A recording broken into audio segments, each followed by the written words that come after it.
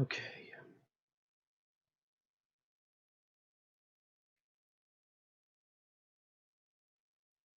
My teeth hurt. Where's my sip?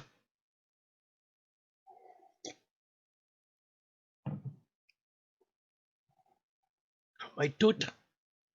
Ah. Why do my teeth hurt? What the fuck? I've already been to the dentist this time. I don't want to go back. You can't make me go back!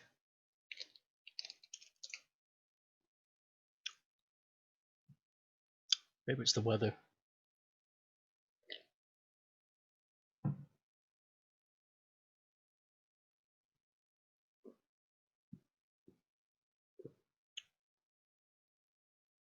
I think it is the weather.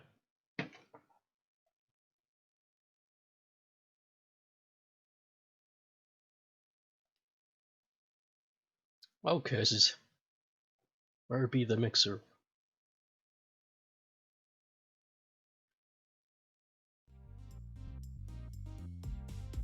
Good.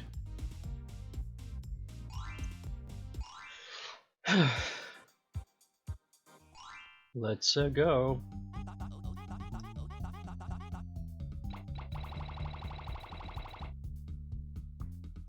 No point in waiting.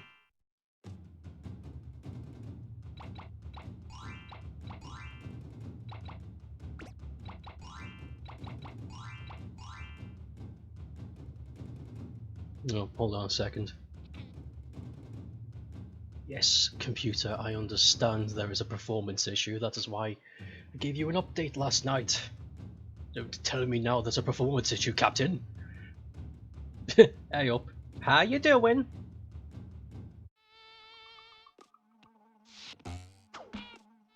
It is very hot today where I am. Very warm. 2 people have already had a heat stroke in my street. To be fair though, to their credit, they kind of asked for it. The weather forecast already said today if you had prior health conditions or if you were of a certain age, you should probably avoid going outside. And then starting again. And then I hear lawnmowers, hedge clippers, all that stuff. And then I start to hear ambulances. And I'm looking out of my window like, yeah, why does no one listen? Like, I'm sure it's like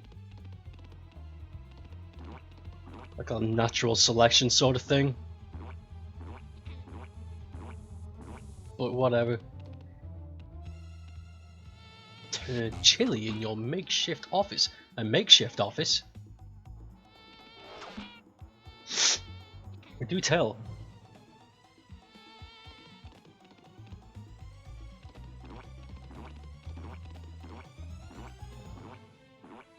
Whoa, hold on.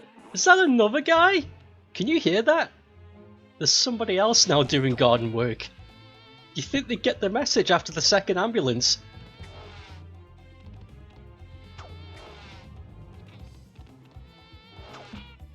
I'm closing the window.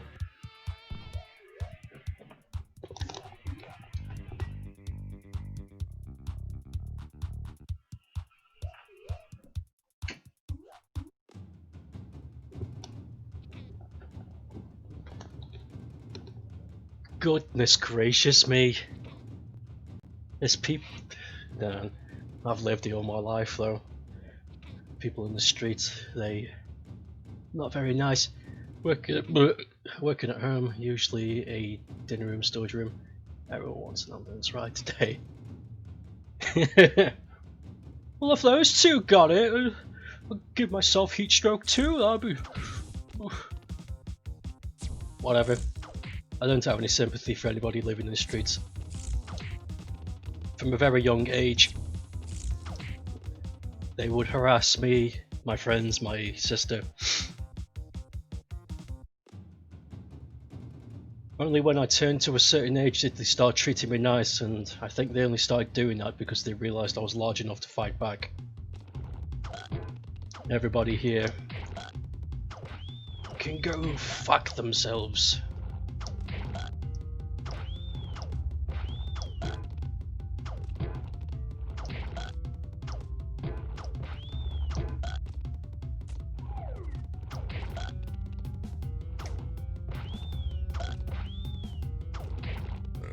Also, the street has a strange mentality.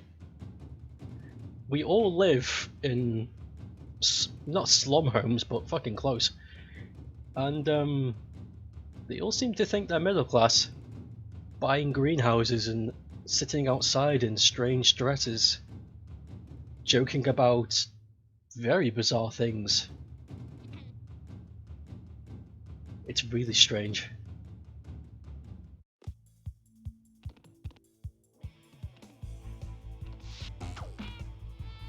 They all think they're part of a world that they are not in.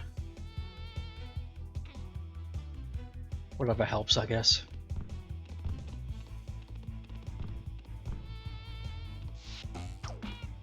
As long as they stay away from me.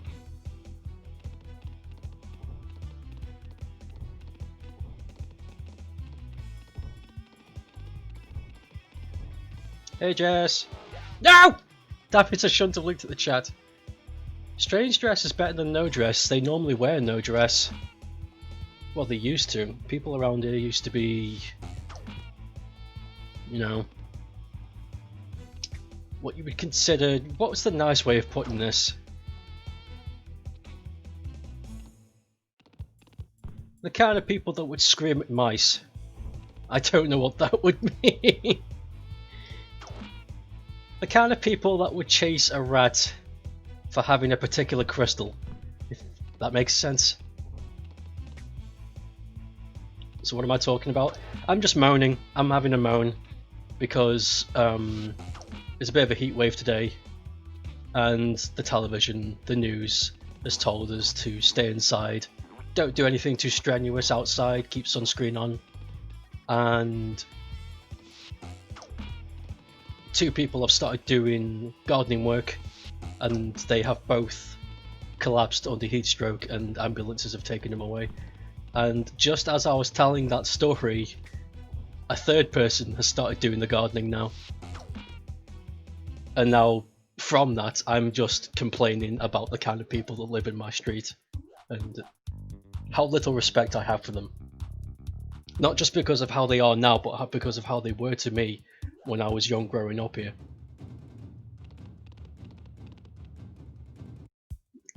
I had very few friends in the street.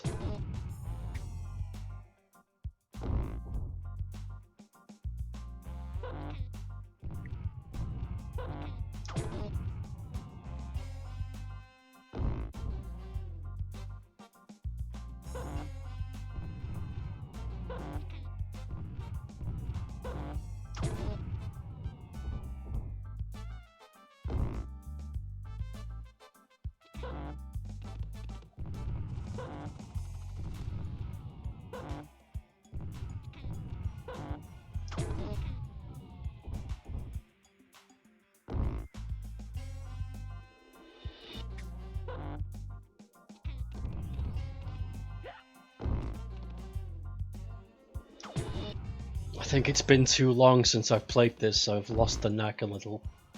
Or it's the heat.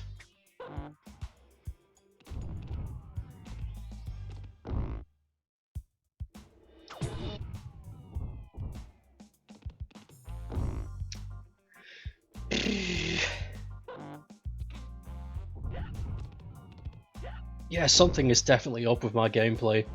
I am not on the ball. Maybe I should have some caffeine. It might wake me up a little bit, get my gears in motion. Just a little caffeine.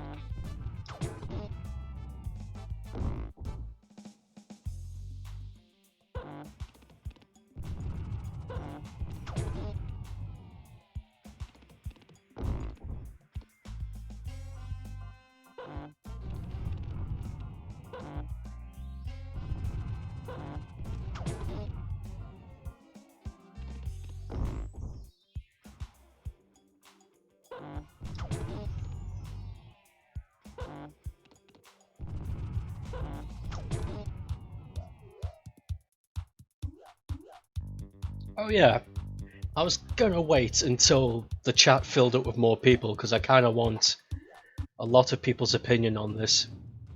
So I might ask again if more people show up. But to the two of you that are here, excuse me, that wasn't the question. The burp wasn't the question. Ignore that.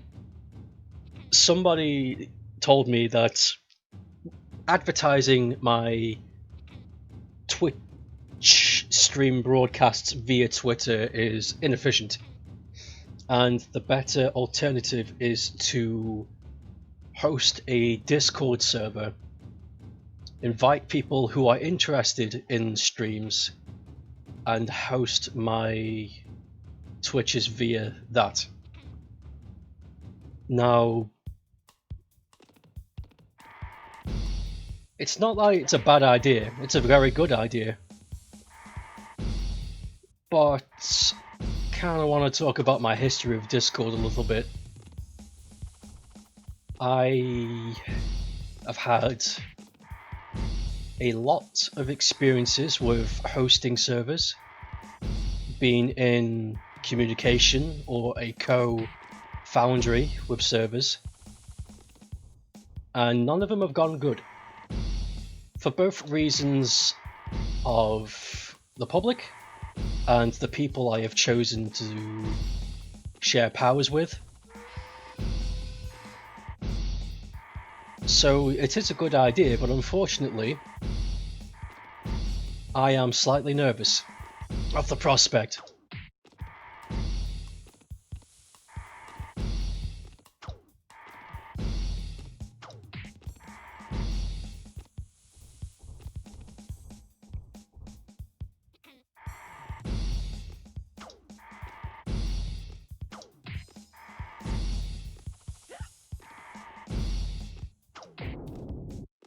Slightly nervous of it.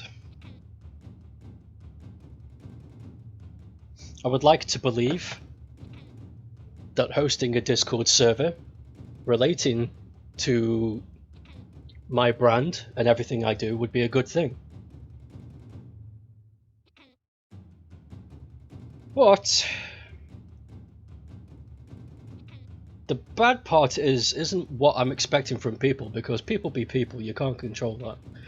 The bad part is I have very little patience with people. I always have done. I've never given people much of a chance in regards to choices. So I'm afraid of something happening and me going a bit overboard with, I don't know, censorship, banning, restricted content. I don't know. I feel as though at some point someone might push me a bit too far and I might retaliate in such a way that would ruin everything. Because like I said, I have when it comes to people, I'm not that patient. Can't I just advertise in the Rayman Discord? No. They on all three of the ones I'm on, the rules say you can't. You can share your stuff, but don't use it as an advertisement platform, which is totally fair, because I would have that rule too. I don't want other people advertising their product, their stream time on my platform.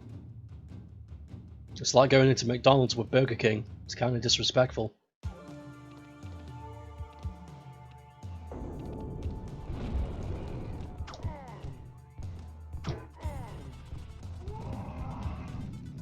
And that would lead to something else too, because the internet loves to push buttons. Because I'm one of those people. I love to nudge people to see how far I can get before they, I don't know, before they become tired of me. Gamers?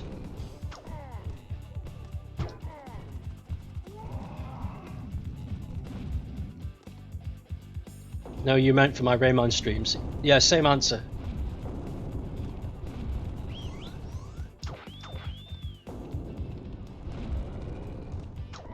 What's up? Good luck on the run.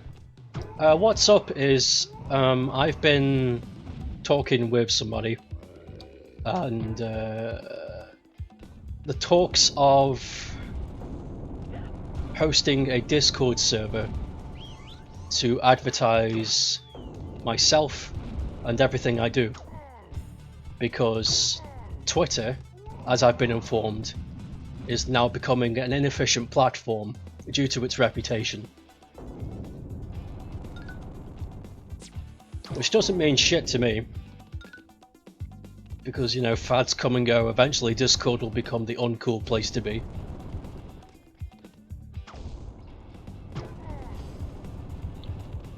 But what do you think?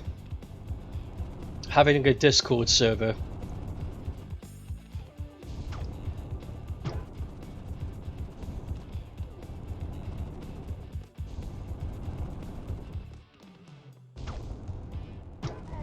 it's one of the only options, I'm afraid so. Thinking that myself.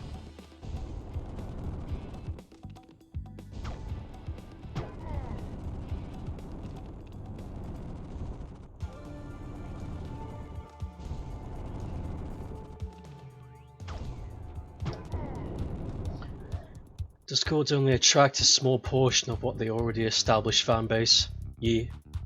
Or advertise on YouTube and Facebook. I ain't touching Facebook with a 12-foot pole. That's dying faster than Twitter.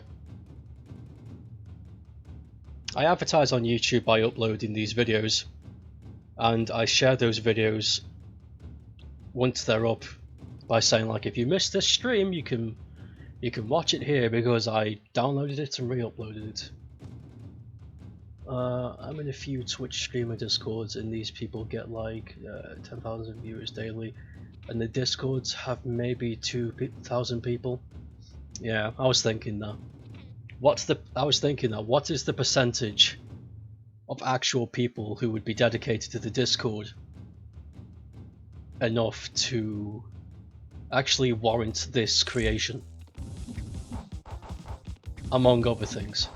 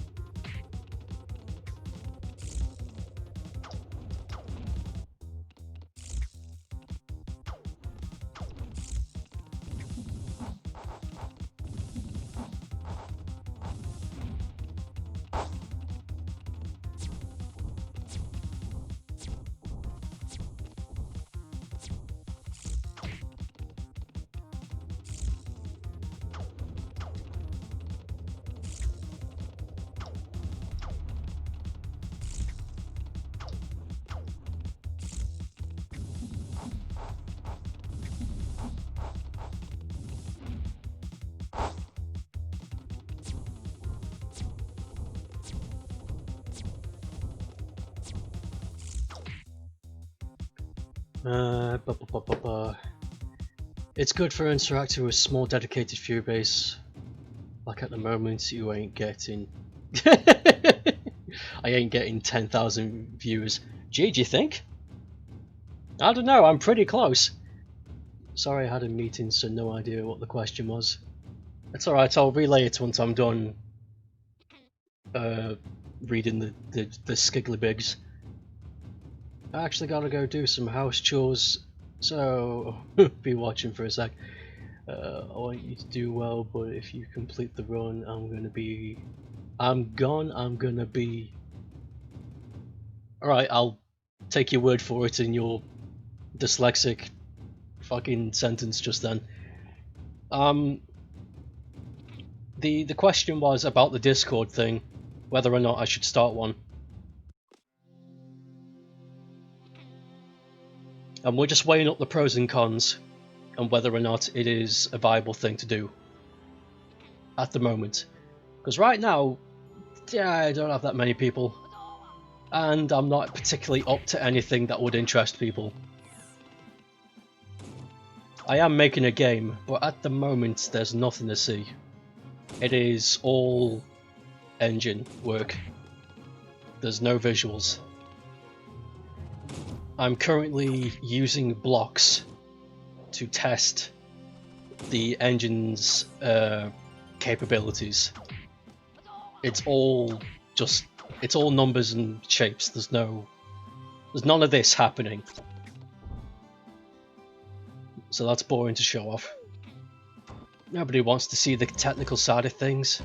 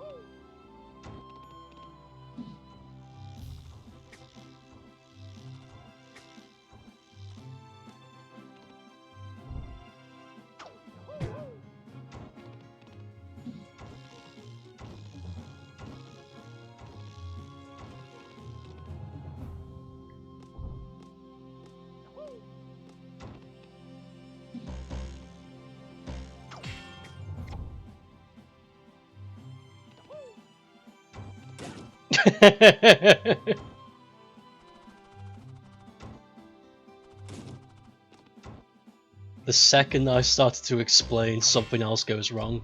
Well, ain't that a stinker? Don't worry, nah, it's fine. I don't mind repeating myself again. That's if you want to hear it. You might be too busy.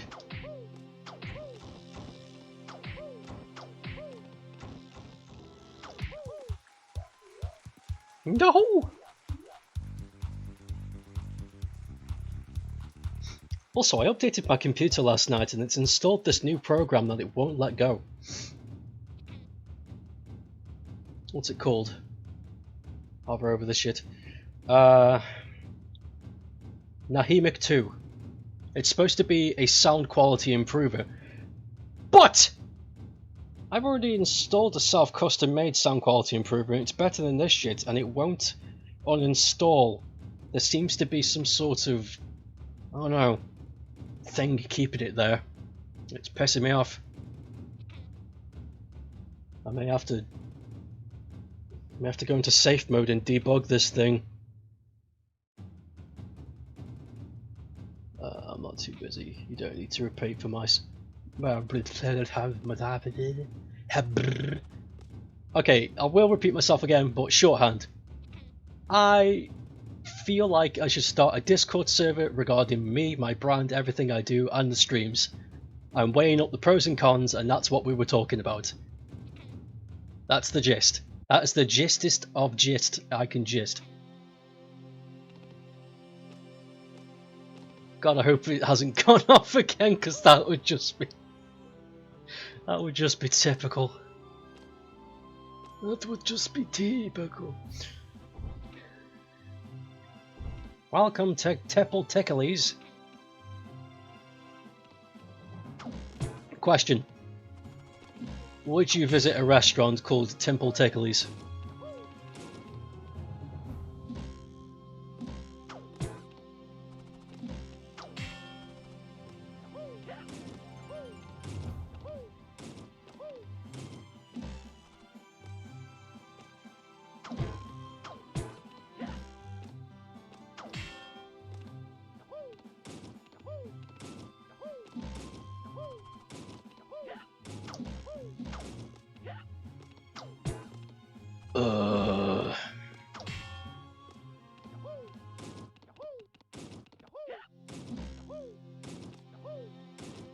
Not feeling it today.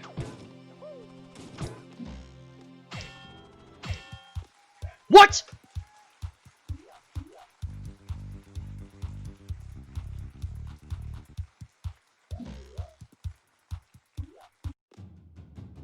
Is that something you can do?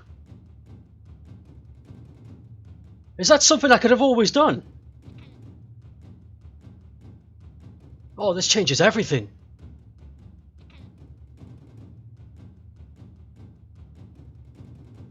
Oh! Oh, my motivation's back. Oh dear. Oh dear. Yeah.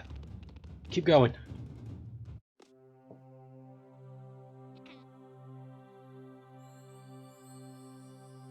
I didn't know I could do that. I just assumed there were invincibility frames after the first hit. Like every other Space Mama fight. If you can whack in 2 hits on the second form, that changes everything.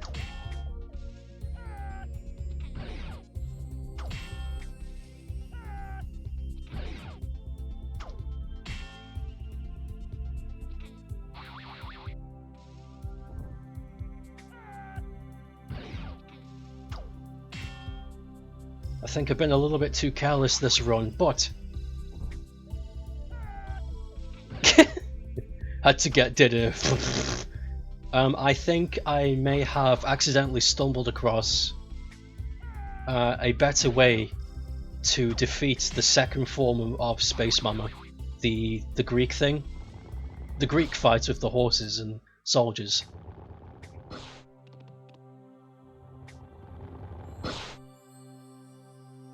But I won't know until I go back, because the thing that happened accidentally I did on the last 2 hits.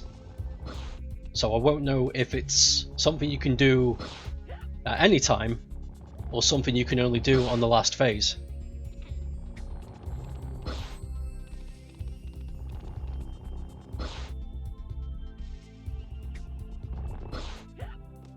God.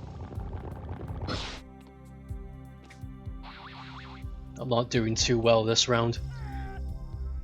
I think something is up.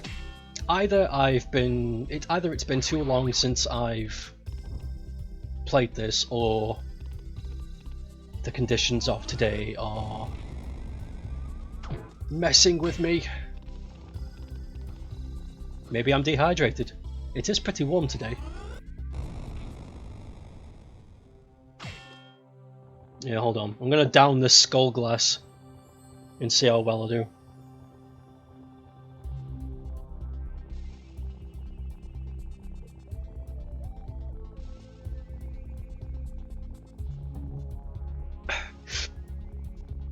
Okay.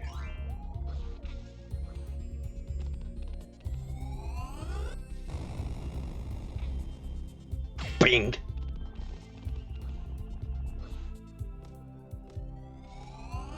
Neurons do not detach once they have been applied. So, inefficiency is not based on the materials, perhaps it is the signals being sent and received. And the way that the brain sends and receives signals is fat and water. And I'm pretty fat, so maybe I'm dehydrated.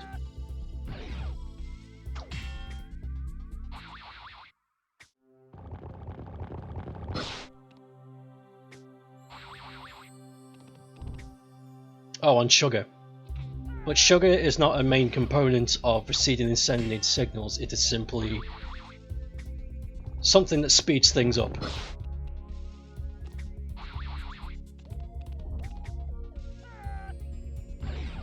Sugar provides fast energy relief, but not consistent energy relief.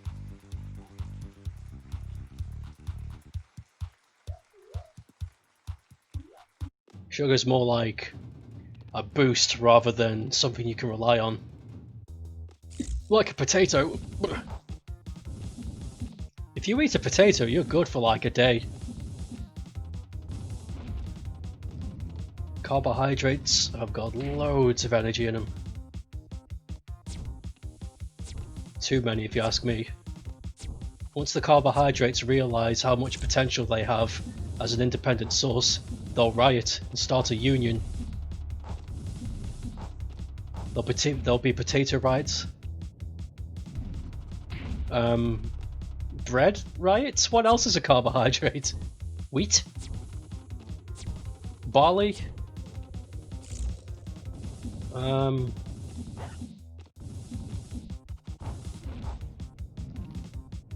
am stumped. I can't believe I've forgotten my carbohydrates. Is that really all I eat? Potatoes? Oh, pasta! Yeah, pasta.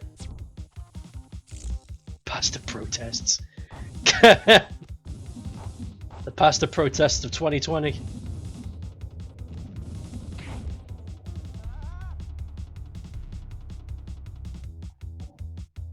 Shit! You know, we would lose that. Our food source, the thing that feeds our soldiers, starts going on a protest. What would we feed them? You can't win a war on protein and vegetables. You'd eventually run out of energy. You need energy to stir up protein from your bodies to rebuild destroyed structures. And the vitamins are just simply there to keep your body alive. You need energy. With no carbohydrates, you're just lethargic.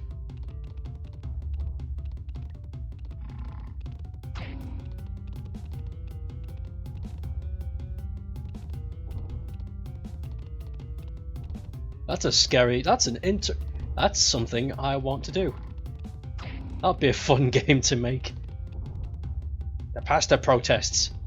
And you're this, I don't know, this cheesy Duke Nukem-ass ripoff. And you're fighting carbohydrate foods. It's like a Doom mod. If only I knew how to program in the Doom engine.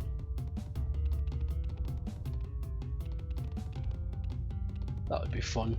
If I knew how to program in the Doom engine though, I wouldn't be making a Doom clone. I would be creating mods for the Sonic Roboblast community. Because there's a lot of stuff that could be improved about that game that nobody else seems to be doing. Supply them with Red Bull. Yeah, that's how we'd win the war. Fucking Red Bull. It does give us wings, so at least we'd have an aerial advantage.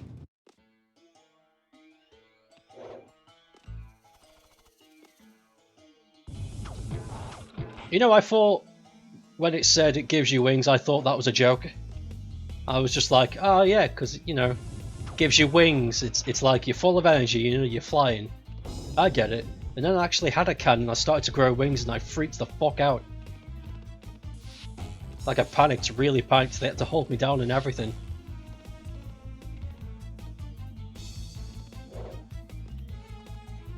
I wish they actually put that on the can.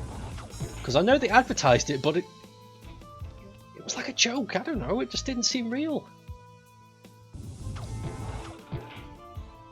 I think that's why people prefer Monster and Rockstar energy drinks. Because they don't give you wings, they just give you energy. I don't think people want that responsibility, you know. Which I totally understand. I don't want something else to take care of. Leathery or fluffy? You know, I don't remember. I know that's a cop-out answer, but it was a pretty intense moment.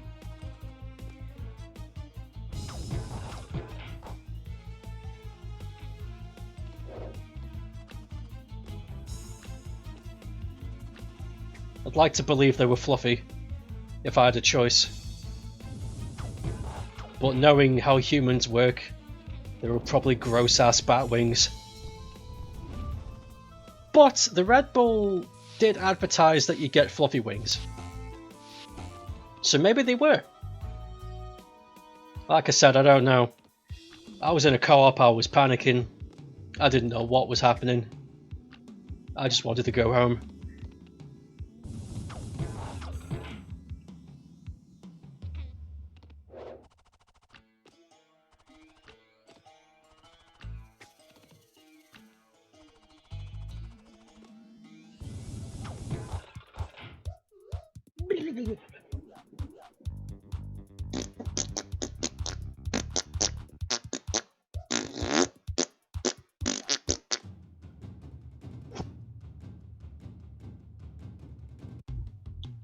Chess Master!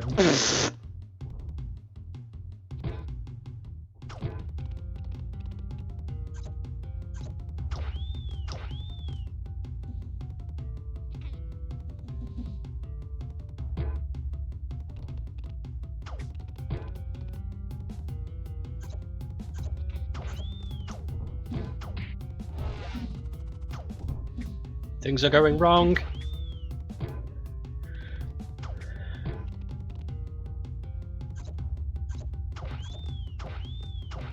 That's more like it. That's more like it. Sniff's finger.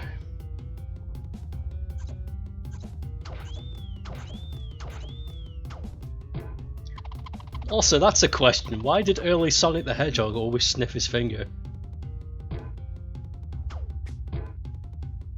It's something I've only just noticed. I've been a fan of the franchise since I was born. How have I only just noticed this? He's always sniffing his finger.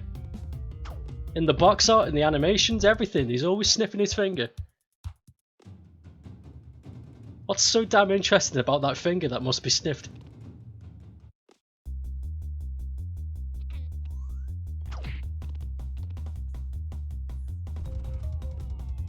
Yo, it's Brandon!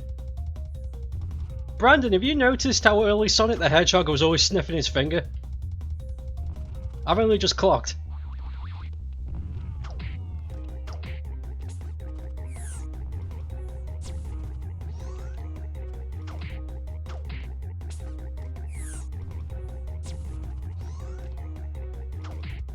He's always sniffing his finger! In the early box art of his games, and in the cartoon shows, the promotional animations, even the OVA that was made, he was always sniffing his fucking finger. This is not a joke.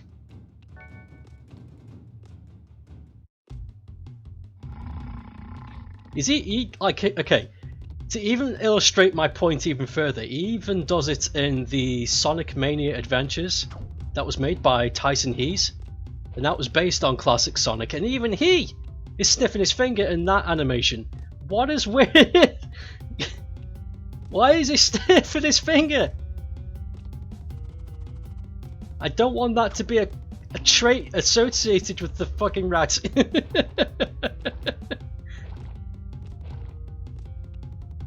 Classic Sonic bursts into room, sniffs finger. Hey guys. Whose leg do you gotta hump to get a dry martini around here? Right, gamers? I should write for the show. It's just as funny. Hey gamers, remember to stay hydrated. Ask Sega. I'm not asking them anything. They hate me.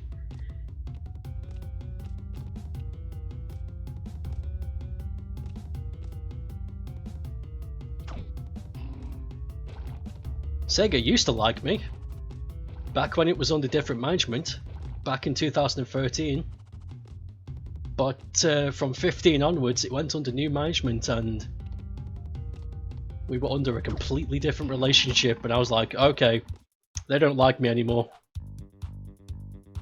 Just making sure his finger doesn't smell. Why though? It's an obsession! His finger's fine!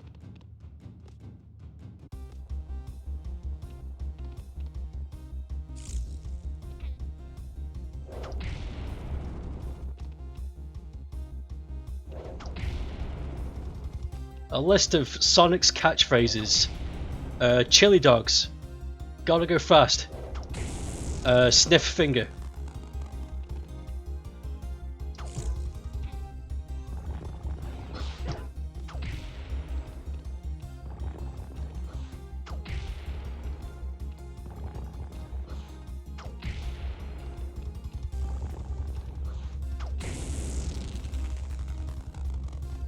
Had he recently been to the toilet? I don't know, man. I don't watch him every time he goes. Listen, when I was a kid, I couldn't accept that cartoon characters could go to the bathroom. So I headcanoned that they don't. Cartoon characters simply just don't go to the bathroom. Pooping and peeing does not exist in cartoon world.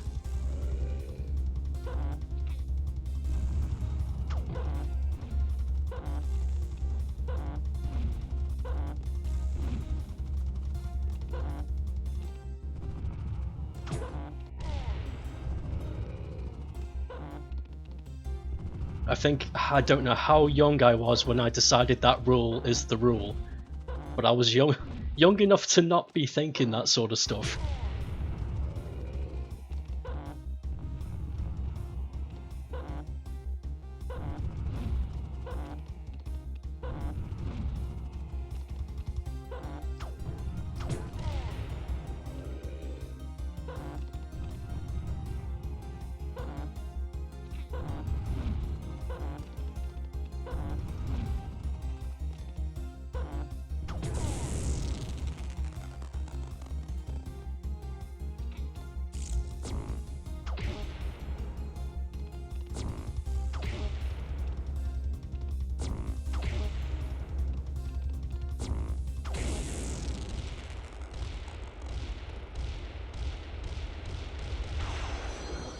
You know, I think I was dehydrated. Because after I just swigged that, I'm doing a hell of a lot better.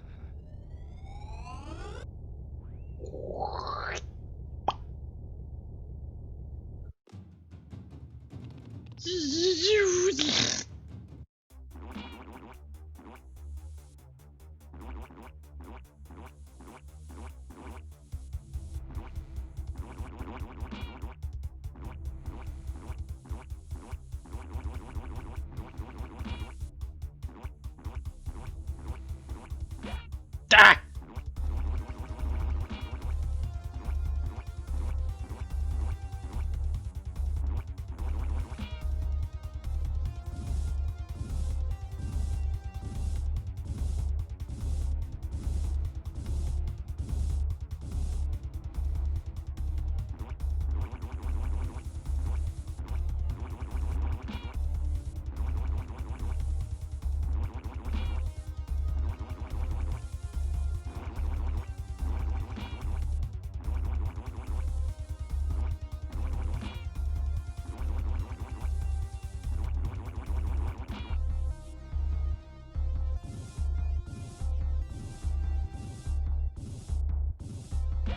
Oh! Oh no!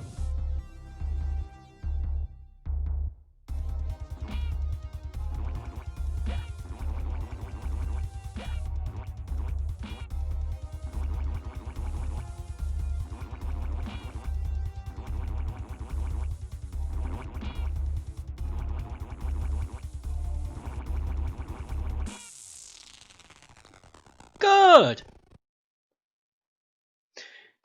We're not going to finish this run because this next boss fight is just too hard. But considering this is my first run back and I still made it to 21 out of 21, I'm happy to conclude that I have retained the information to still finish this, and that is good.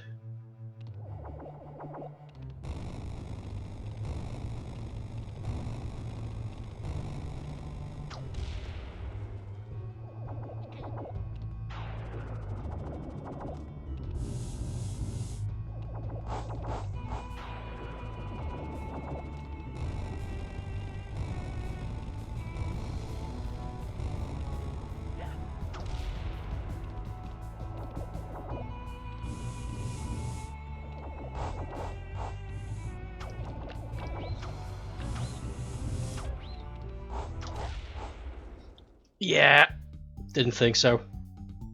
That's fine though. Because I have a new theory on how to beat a boss that has been stopping me from doing this from minimal damage. And I need to apply that theory. But this does involve me going halfway through the boss rush, so let's hope this theory is correct! Ugh.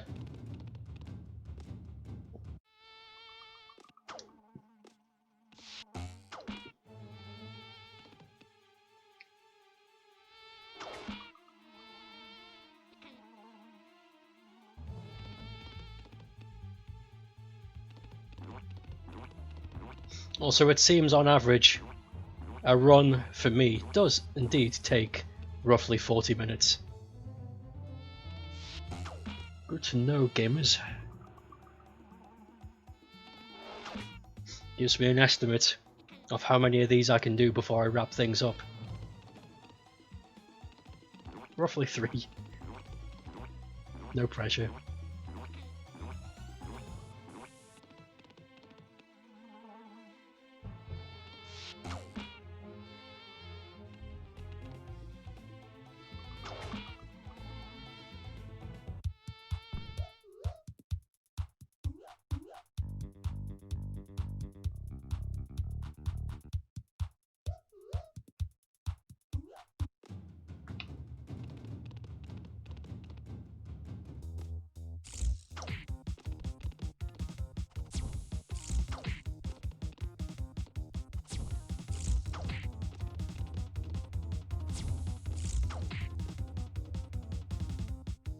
Oh yeah, Mr. Green dude. I should have mentioned it as you came on. That ending last night to Ghost of Machina? No, that ending to Ghost of Tsushima last night was that was really rough. Like I had a feeling that they were going to make it like I don't know what you would say, like they'd make it so it would tug on your heartstrings a little bit, but I didn't think they'd give you the opportunity to make it end that way. Well, it was good though.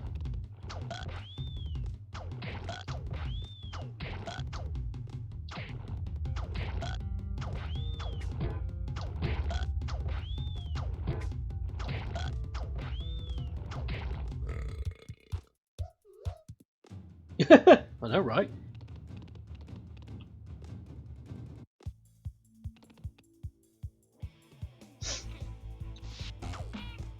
Do you think? Well, if I were them, I would like to see a follow-up of some kind. Because now he is outlawed, in a sense, he's wanted. So ideally the next step would be a game that's about him avoiding the Shogun, taking on the top brass, maybe trying to stop assassins from killing him that the Shogun have hired, and expand upon the relationship that Jin and his uncle have. Because now that I'm assuming the ending we did last night was the correct ending, the canon ending, that the sequel will expand more on the relationship between Jin and his uncle. Perhaps his uncle will see things slightly differently in the sequel.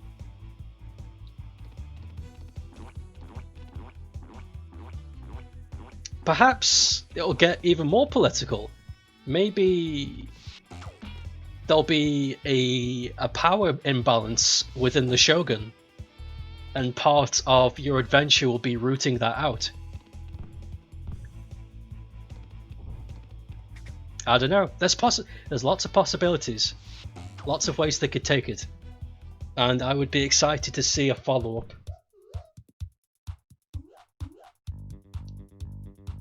Yeah.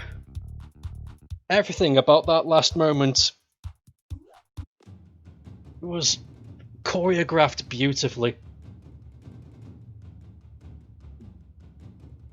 Ghost of Tsushima could really be a movie, and they wouldn't even need to take creative liberties. They would just need to follow what happens in the game word for word, page by page, and it would write itself.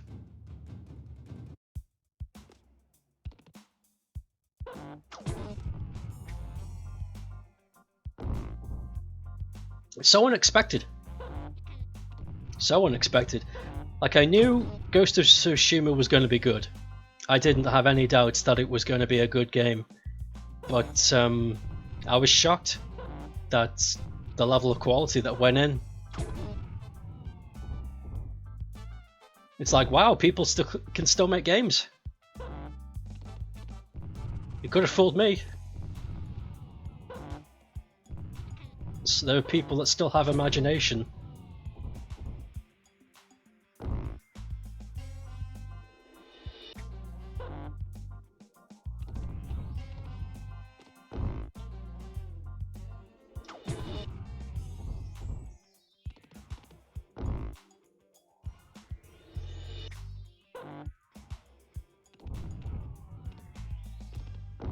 Incidentally, talking about imaginative games, there's a game I saw on Steam that I hope comes to other consoles because of how ridiculously funny it is.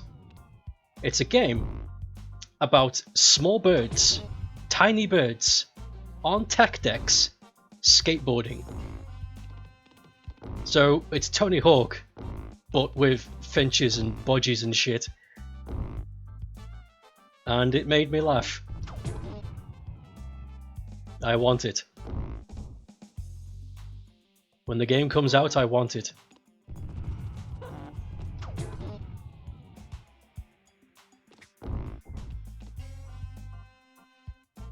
I forget what the game is called, otherwise I'd be promoting it right now.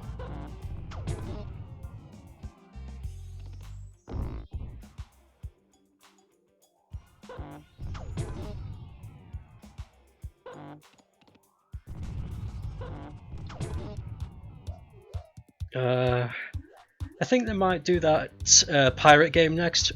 They were considering a pirate... Oh yeah, they were. During the height of the downfall of piracy. Okay, yeah, sure. They can do what they want. I'm just saying if they did a follow-up, they've got plenty of options to go with. But yeah, a pirates game made by them, there's a lot of people I know that would be happy for that. I have a friend who loves pirate games. Like pirate-themed things. So if they made a pirate game, he would be so happy. I want to know what that game is called. Where's my phone? Okay, before we move on, I'm going to look up the game real quick. Also the load times. Yeah, the load times in that game are so good. The efficiency. And the game is so big as well. It's not like it's... That's the thing. That's the thing that confuses me. The game is massive. The game is giganticus. But the load times are so snappy. How? How did they do that? Anyway. Tech, deck, skater, Skateboard budgie, I guess? I guess that game.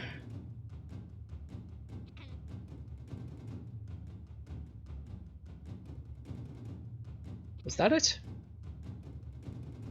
Give me the trailer.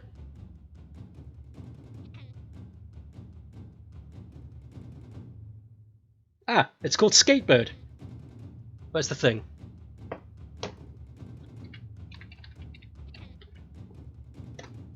Spelt like that. That's the game if you want to look at it. Right, you're back. Cool. We're just talking about Ghost of Tsushima and Skatebird. I'm telling everybody in the chat to go look at it because it's so silly and adorable. I want it. I want to be a tiny Finch riding around on a desk on a tech deck.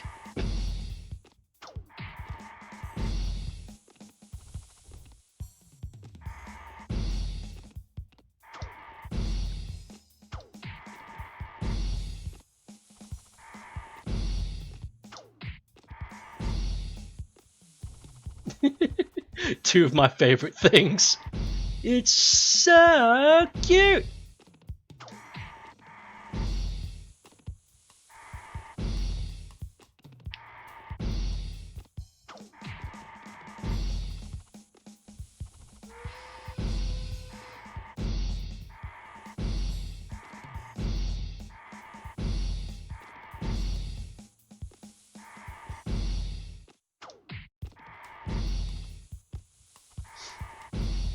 How are your chores going, my man? Are they going smoothly? I know chores aren't fun or easy, otherwise they wouldn't be chores, but... Oh, they're finished. Cool.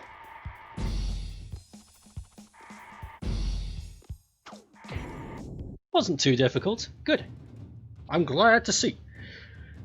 Longest load in Ghost of Tsushima was 6 seconds. The quickest was about 3. Jesus Christ. That is so good. They need to share their secrets with other companies. I know that's like a you probably shouldn't sort of thing, like a trade secret, get people to wanting your product over anybody else's, but please share that technology. There are so many games that could benefit from that. How did the run go? I got to the last guy again, but I was on way too little health. But I have a theory about one of the bosses because I accidentally hit the second boss fight Space Bomber twice in one jump. So I think, because I just assumed there was a invincibility frame that I couldn't hit her again like the other two fights, but I don't think that's the case in the second form. So I'm going to try that, and if that's the case, that's going to really help me, because the second form Space Bomber really takes my health away. Really bad. How... I love... God, my brain. Why can't I read this? I love how loads of Japanese devs are mad at the US dev made such a sick Japanese game. So they're angry that they couldn't do it?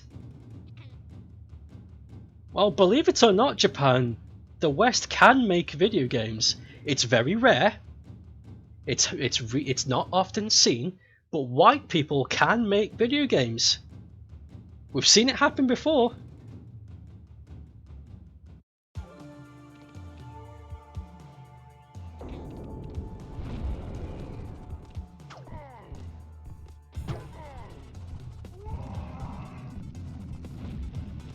Speaking of white people making video games, I cannot wait for that Jet Set Radio spiritual successor game. I cannot stop listening to that soundtrack. It is popping. It is the buzzingest of poppers, man. So excited.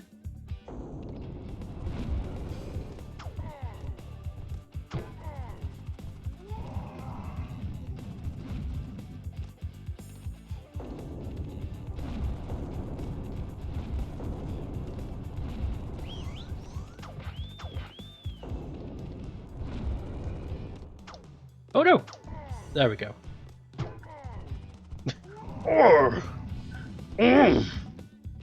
Oof! Yeah.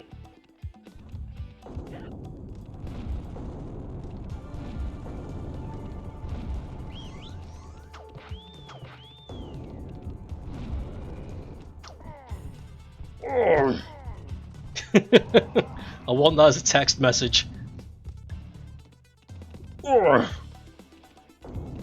remember for 3 years straight, I had Diddy Kong's victory music from Donkey Kong Country 2 on my phone for a very long time.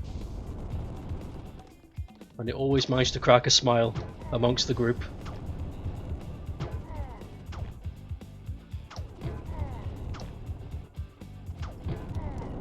Rocky Rob! Okay, what are you saying? Yeah, recently the Yakuza lead was sad that Ghost of Tsushima wasn't developed in Japan. He was sad about it? That's very unlike him. He's normally quite excited for video games. How strange. Oh well. I guess that's just something he's going to have to sit on. The latest... Holy shit, I've gone blind in one eye for a second. God, that scared me. Anyway, latest God of War had no load times all outside of the initial startup. Jesus Christ, really? I've only watched a friend play the original, not original, the PS4 God of War. I've not played it myself. Not sad, I'm butchering this. Let me grab the headline. Yakuza director praises Ghost of Tsushima, says Japan should have made it.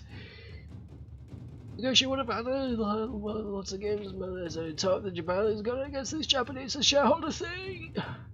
To be honest, we, Japan, were beaten. Replies with a chuckle. Yeah, of course, we're losing. Honestly, I think that's the game.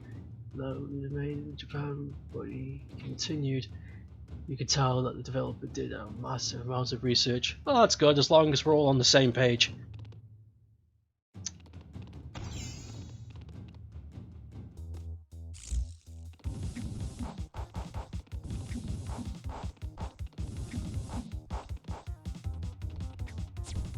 I didn't think it would be malicious. Nagoshi is quite a very chill man, so to imagine he would have anything to say about it, it would only be good things. He's not a malicious person.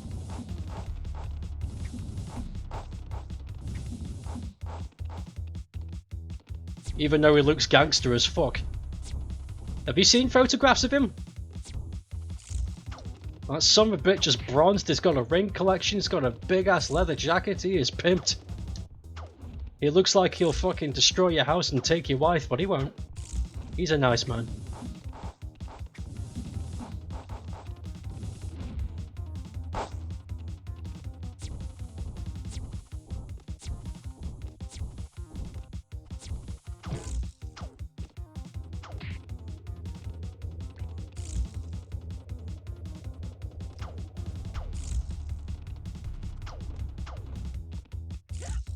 Damn.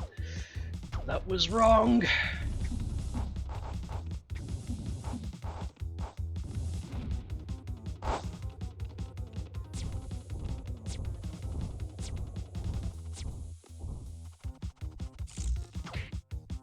Cool! It's Kotaku, so of course. Yeah, you gotta take whatever Kotaku says with a pinch of salt.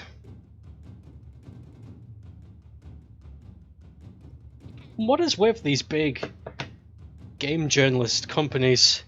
IGN, Kotaku, Polygon, they all become reputable sources and then they keep fucking up.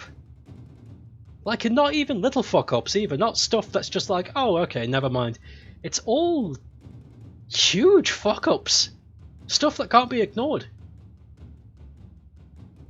Why does it keep happening? I think it's a curse. It's a curse of large organizations with the gaming journalists. He's basically become his games. It's funny seeing him before. Yeah, the before and after shot of him. It's really funny. Nagoshi is chill. Dude prompted Yakuza 7 a day after having a heart surgery. Really?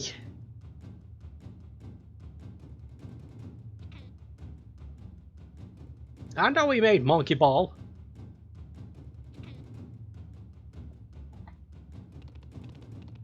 I'm aware of the Monkey Ball career.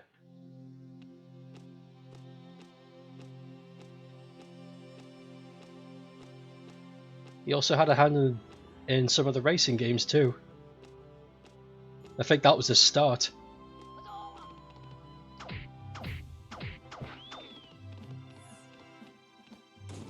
I think his first game, whilst working at Sega, was Daytona USA or something, or Sega Rally. It wasn't his game, he helped make it, because that's when Yu Suzuki was still a project leader.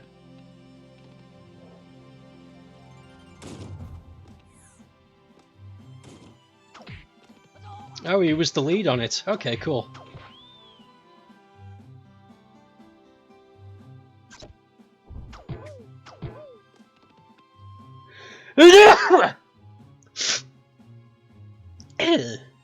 Excuse me.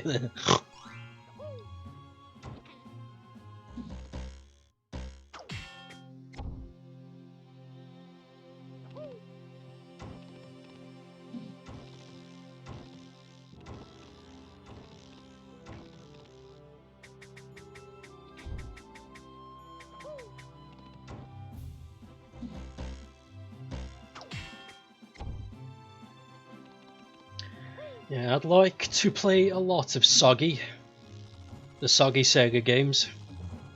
But right now I'm on a Rayman kick, so that's going to be for laters.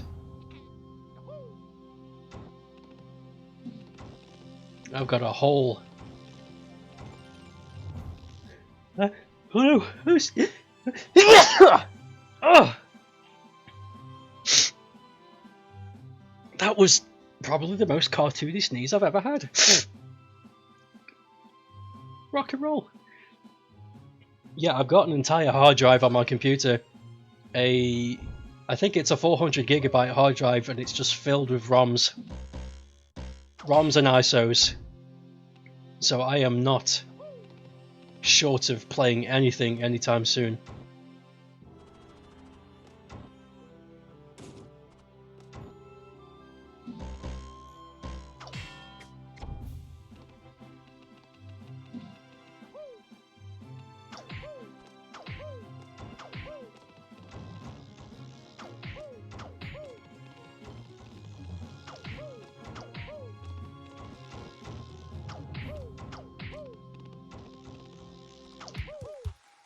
Woo!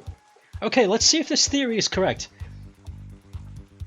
Because like I said, this fight and the third fight have iframes after you've hurt them. So naturally, I just assumed that this fight also had iframes after you hurt them too. But I accidentally punched it twice a second time, causing 2 hits of damage. So if that's the case, this fight can be over way quicker than normal.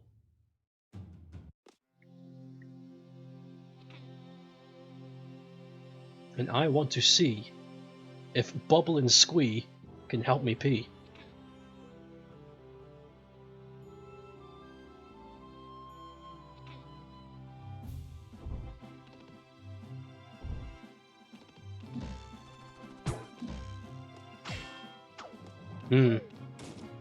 My bad, I wasn't fast enough.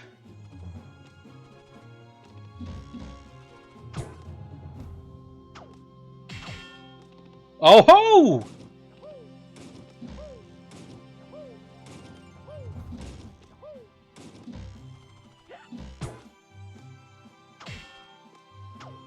I need... There's a pattern.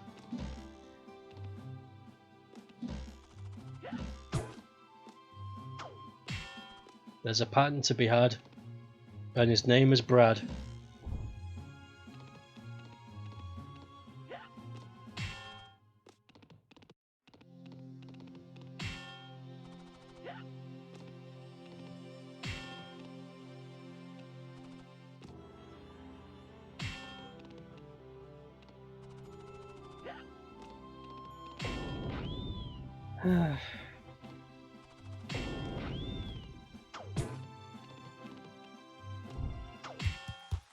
So there is a way to hit her twice.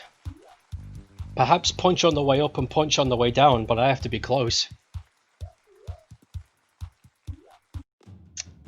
Not good enough.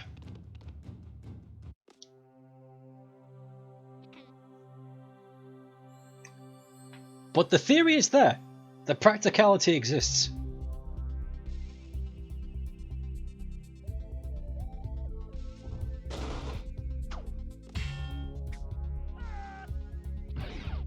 Might be enough to save the run. Might be.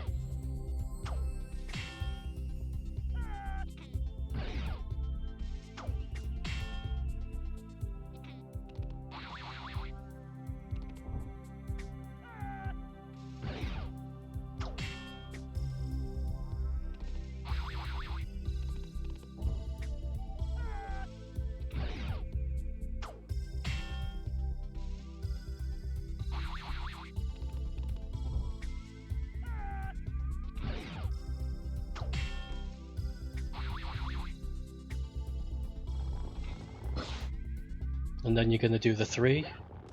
Oh, my bad. Too excited. Middle. Middle. Yep. You're gonna do the other side. Then you're gonna do the one that I need to be here for. Then you're gonna need to do the one that I'm here for. Run to the left, run to the right.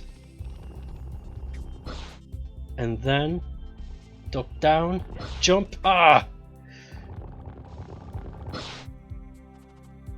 It's all good. It's all good.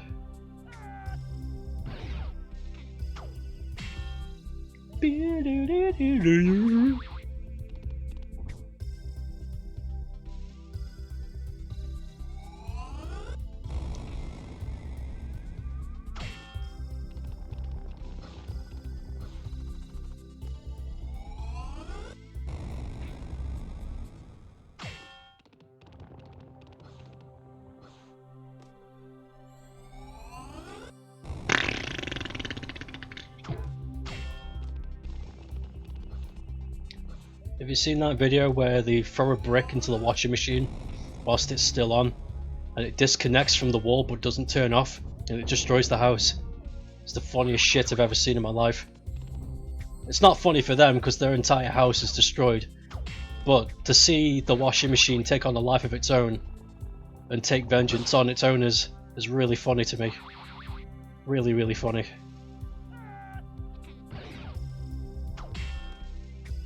Salami lid.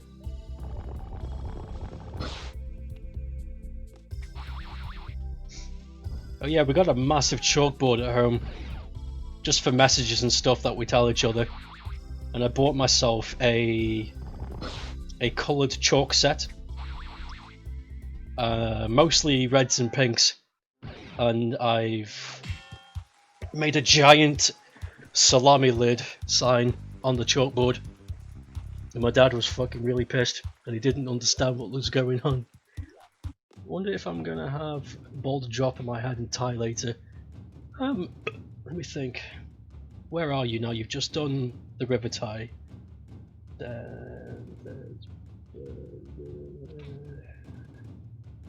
After that is no. I think. If there are boulders, I don't remember.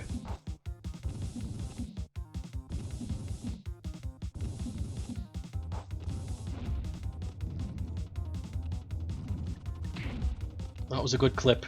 I enjoyed that. I enjoyed that your train of thought was completely squashed. It was the funniest shit.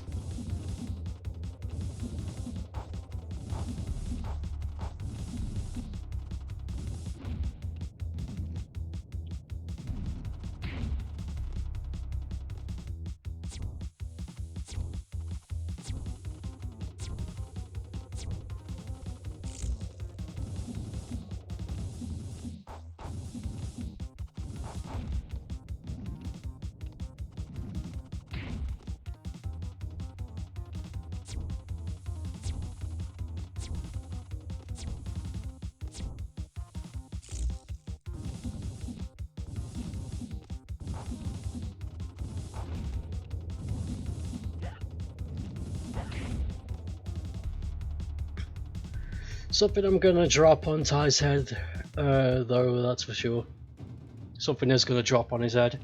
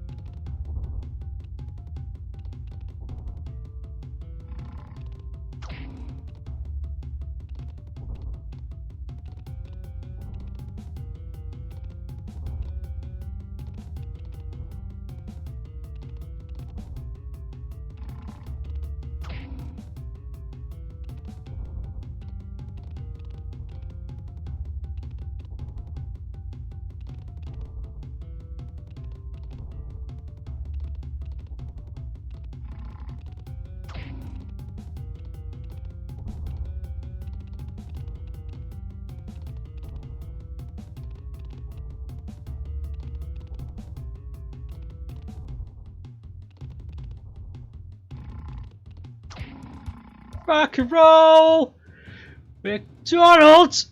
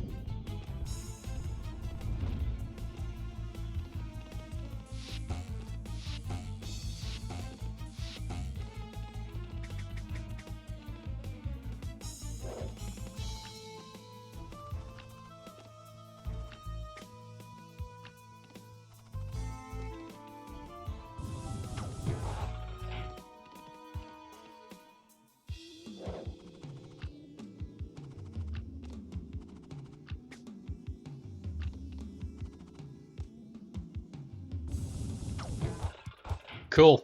Okay, two things went through my head during that entire fight, and I need to share them with you, otherwise I will forget why it's funny and that will bother me later. Number one, what if McDonald's started a supermarket and they just sold everything they owned there, like the burger makers and all that shit? And number two, does anybody remember how that guy sounded in the original Resident Evil 2 game? The dude at the start with the gun shop. he starts shooting Leon.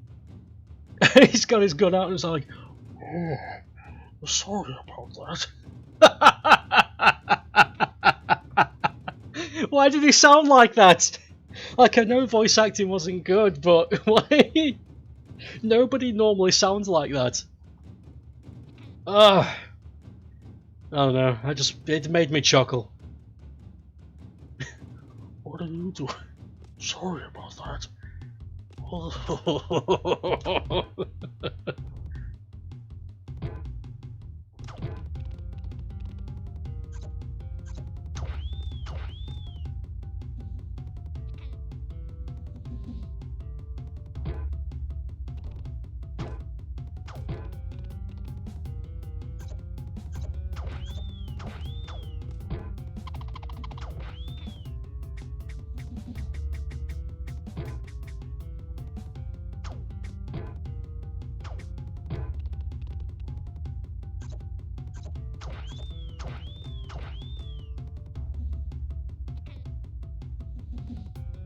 Yeah.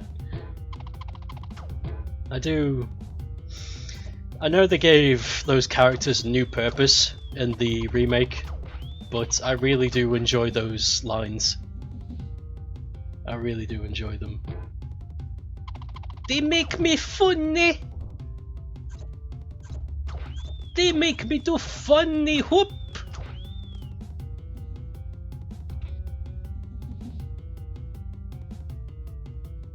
Also, I have a piece of foam here. How clear do you think it would sound if I screamed into this? That's as far as said it. That's what it sounds like when I talk into it. It's not that much different, but it's pretty inaudible. Neat. Next!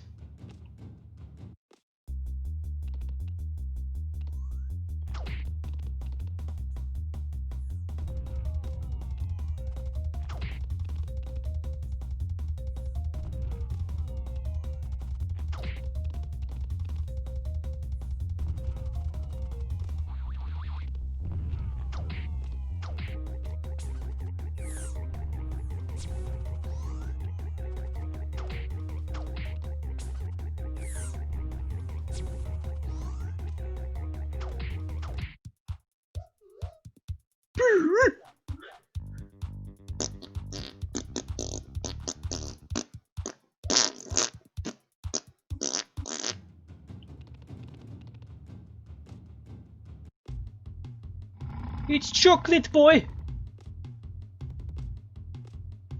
Chocolate is a fucking weird word. Is chocolate a French word, originally? Because that would explain why it looks so weird, and why we don't say it right.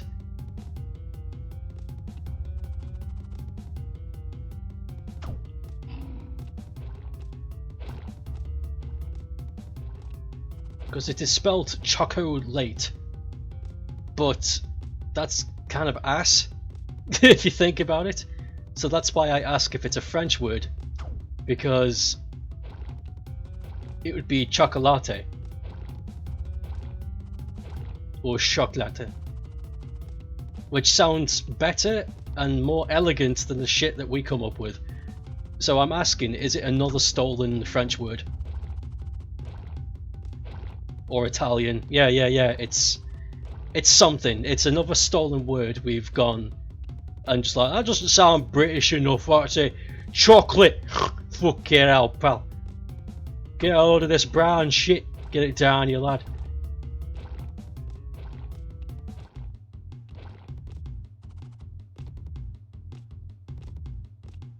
I'm allergic to lactose though. It's fine. It's that soy shit. Definitely not German though. No, definitely not. Definitely not.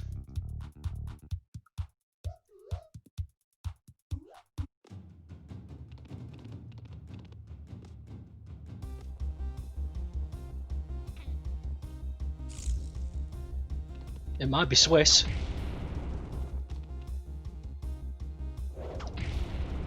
No, it isn't Swiss. It can't be Swiss. Because I remember in a history class that during, I guess you could call it the chocolate revolution, when all the countries were starting to work out how amazing chocolate is, that the Swiss actually learned how to make chocolate from a Belgian chocolatier. So it can't be Swiss because the Belgian people knew about it before the Swiss did.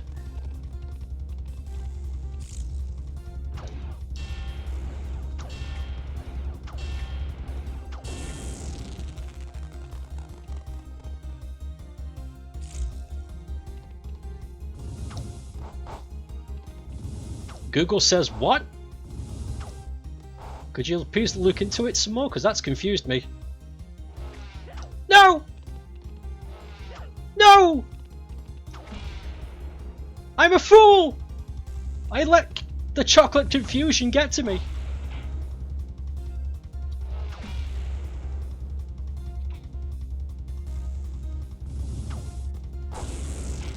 Oh my god, of course it is! Of course it's the Aztecs! I'm such an idiot! That's where it comes from! I am such a bloody fool, how could I have forgotten? South American!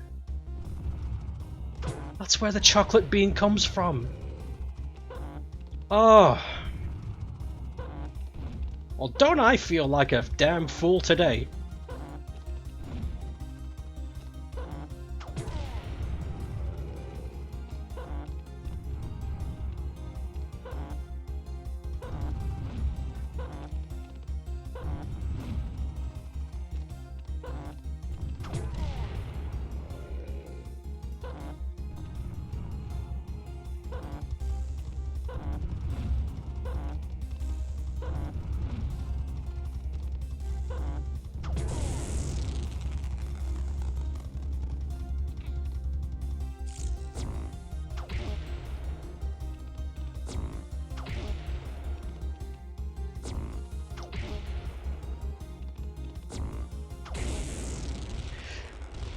To Spanish, and from into the French, English, etc. Ah yes, the Spanish.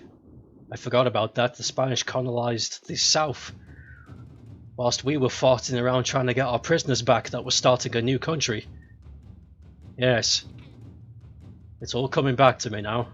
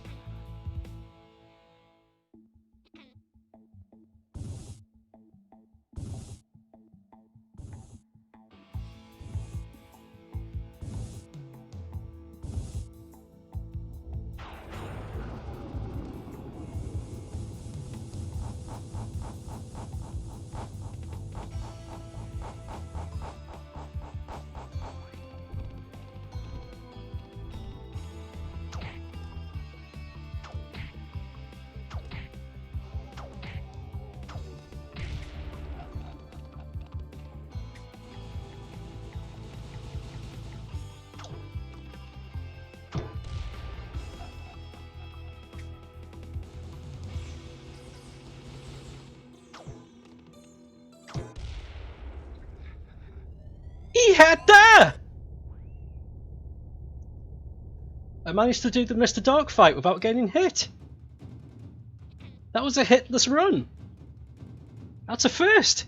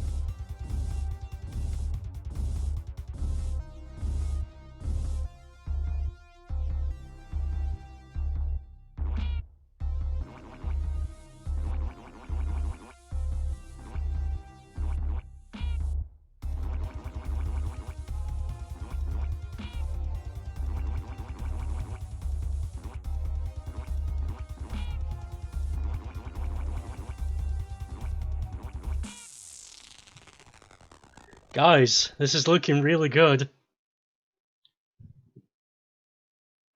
I'm on the last one, and I have a power pill.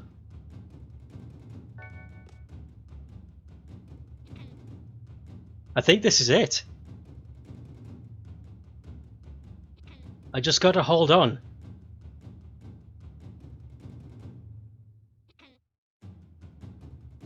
Yeah, seriously, here we go. This might be it. Okay.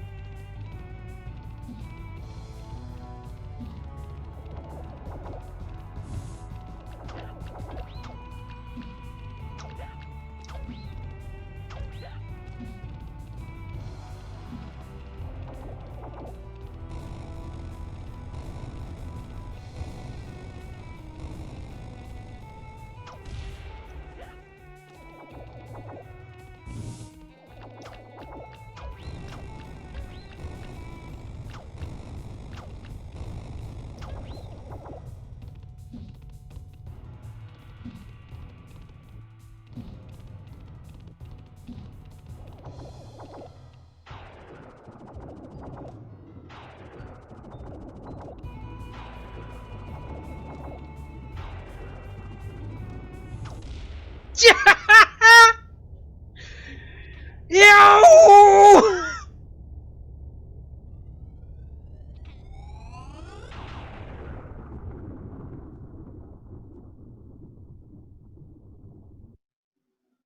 What? No! No! It's over!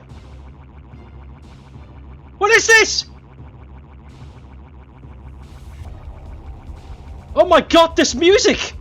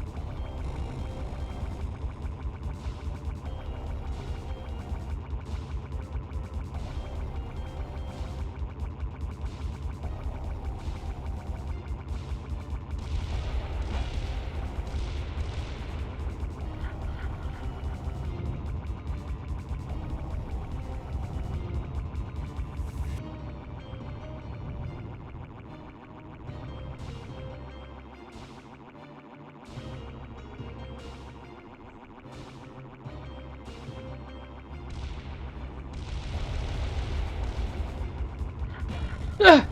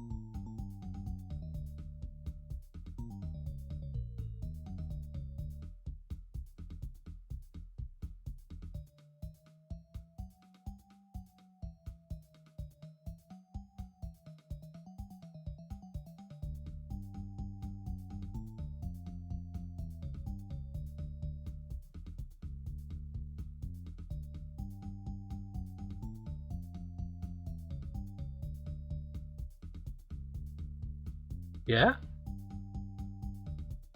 What's up?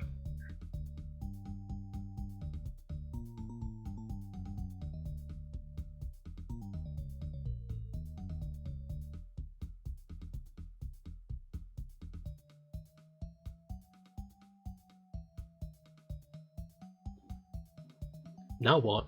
Hmm. Now what?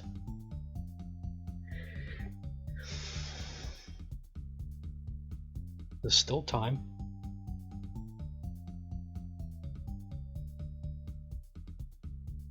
There's still time in the stream for me to try again.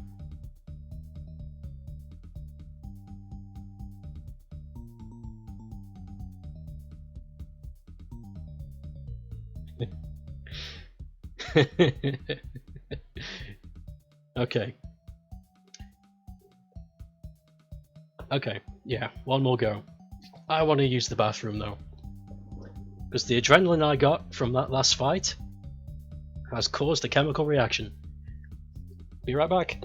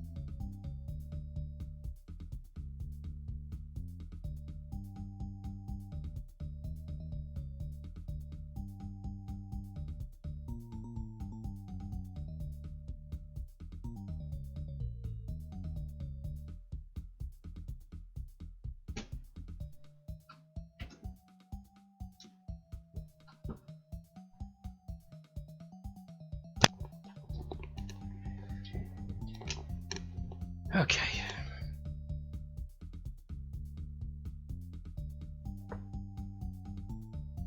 There's something I want to do though. Actually, no. That's in poor taste. Let's just get in there. Let's get in there and do it.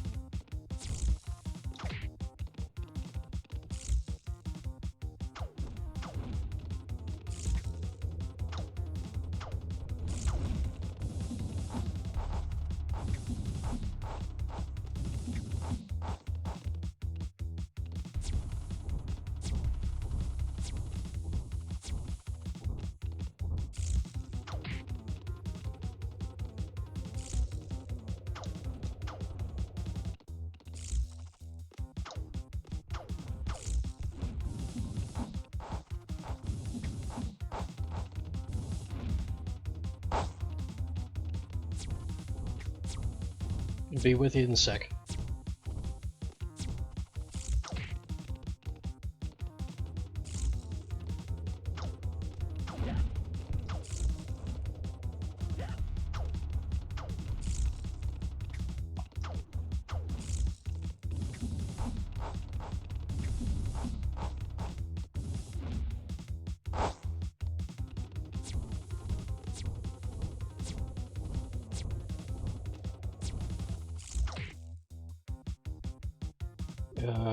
Chin up.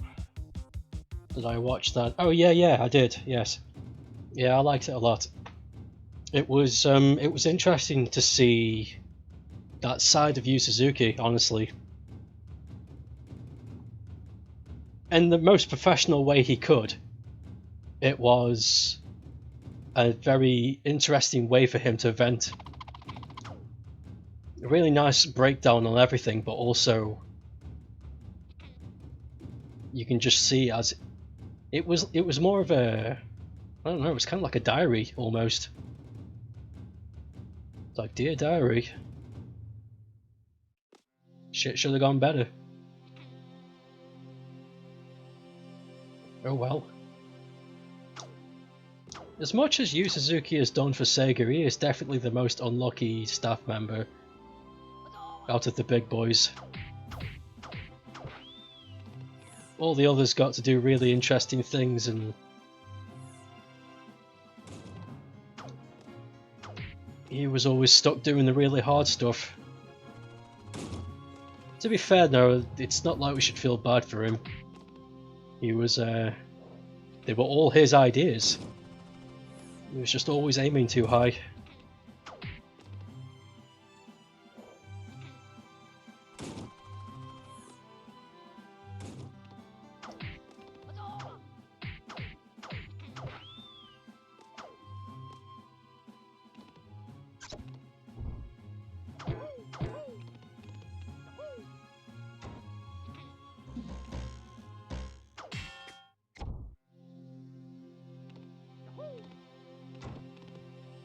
Who are we on about? We're just talking about the... There was this... it was like a breakdown miniature documentary on Yu Suzuki and the breakdown of Shenmue and just how he thinks, his thoughts on the whole thing. And I was just saying, out of the core original staff members of Sega, Yu Suzuki seemed to be the unlucky one.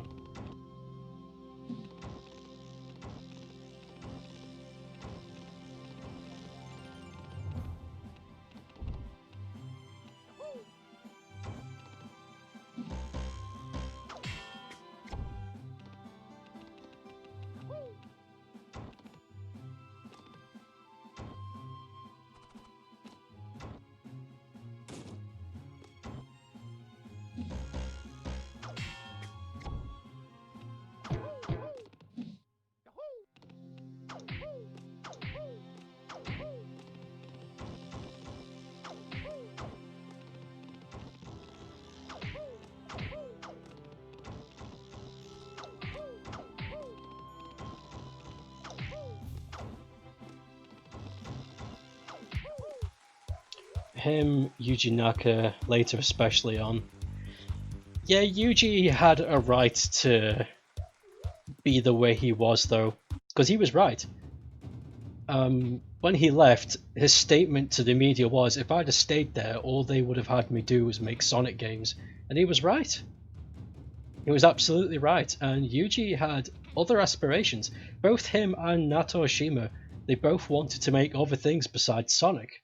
And that was evident during the Sega Saturn era, with their creation of Knights and Burning Rangers. Oh, and they made Samba de Amigo as well for the Dreamcast. They wanted to do other things, not just Sonic related. They wanted to make Sonic, but they wanted the ability to make projects of their own, and Sega was just like, no. No. You get to make your own project when we say you do. So he was just like, "Aight then, fuck it, I'm out. I'm leaving." And then they put that retard in charge, and we've been getting shit Sonic games ever since. That's mean, I shouldn't call him a retard. He's just old. He's just old and doesn't know what to do.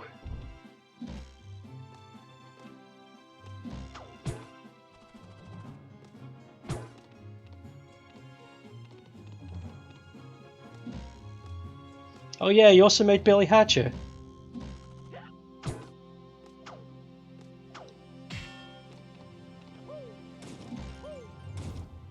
I'd like to play Billy Hatcher, but it's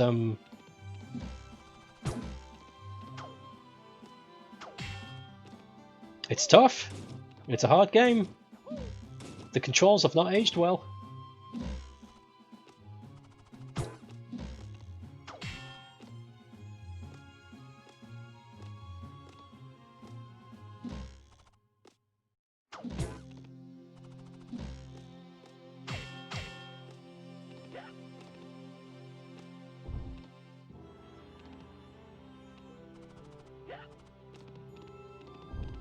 Are you being serious? How am I supposed to avoid this?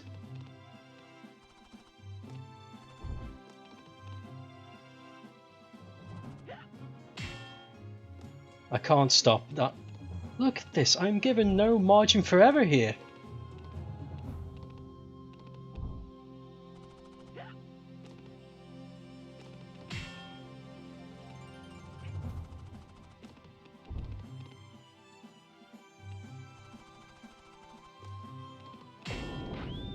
They're much better.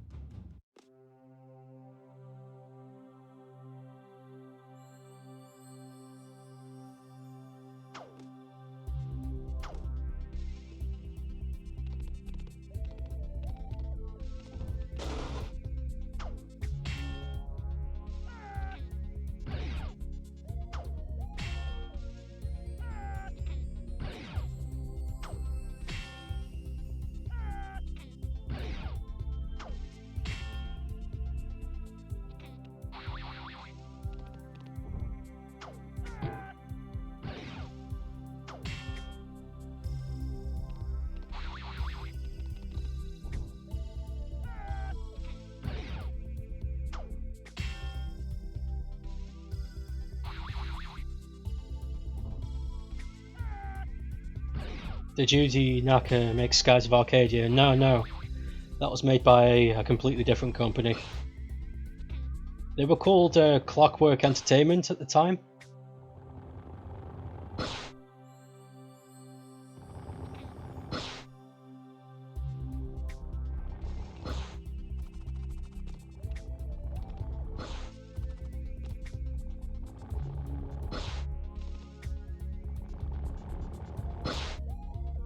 Skies of Arcadia is so good.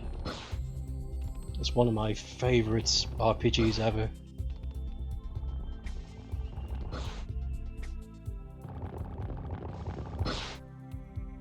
I should have an RPG session where I play all of my favourite RPGs. Yeah, it would be a hell of a long marathon, but it'd be good. Finally get to play some RPGs that I like, instead of the other way around.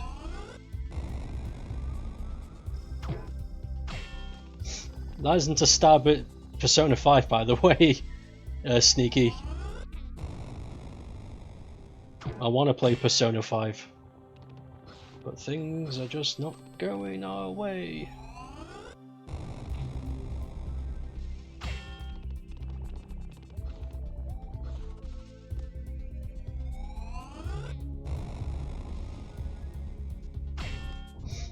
At the moment, yeah, it feels bad. It does feel bad. I want to grab Corey and play Persona 5 again. On a big fat couch with some snacks and shit.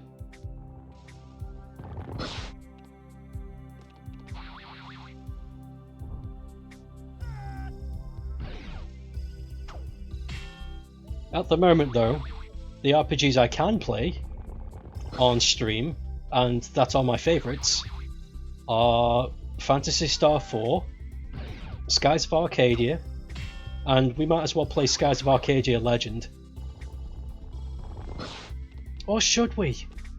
Okay, what's more important, sound quality or extra content? Because if we play the Dreamcast version, the sound quality is superior. But if we play the GameCube version, we have a fun side quest we can do. Resonance of Fate, I do like it, but it ain't one of my favourites.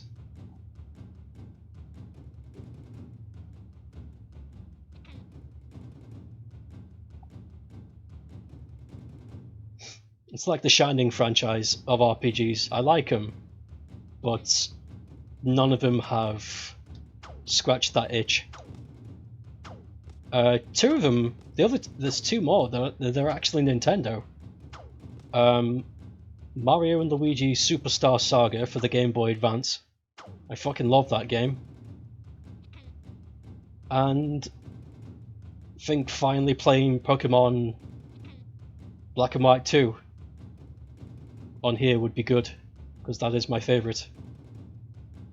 Have I ever played Blue Dragon? No, but I did live with somebody who kept saying I should, and I want to play it, but after being pestered to play it for so long, I'm starting to get a disdain for it, so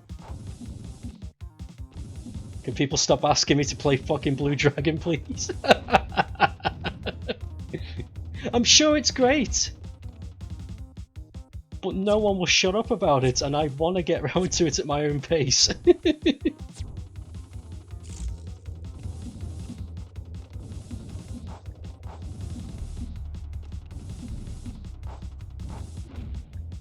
Red Dragon. Yeah, we'll play the bootleg version, Red Dragon.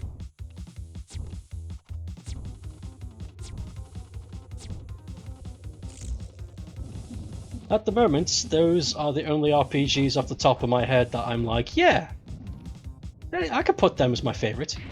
Oh wait, Valkyria Chronicles, the first one. 2 is superior, but it's on PSP, and I'd rather play it on a fat screen. I'd rather play a Valkyria Chronicle game on the fat screen than anything else. So that's 5, really. That's 5 RPGs, that's a lot. Yeah, a lot of people recommend Lost Odyssey. Yeah, I'm not gonna... Listen, I'm not gonna pursue the Lost Odyssey because I got a fucking mouthful from one of my friends on why finding a complete set of Lost Odyssey is so damn difficult. So I'm just not gonna touch it. Oh wait, and how could I forget? God, Panzer Dragoon Saga. That's also one of my favourite RPGs too.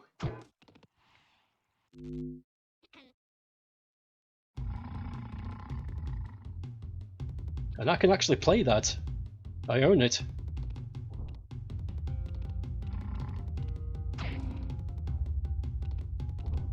Man, I need to sit down and look through all the RPGs I own and be like, yeah, this would be fun to play. If I felt like playing nothing else for 6 months on stream, yeah.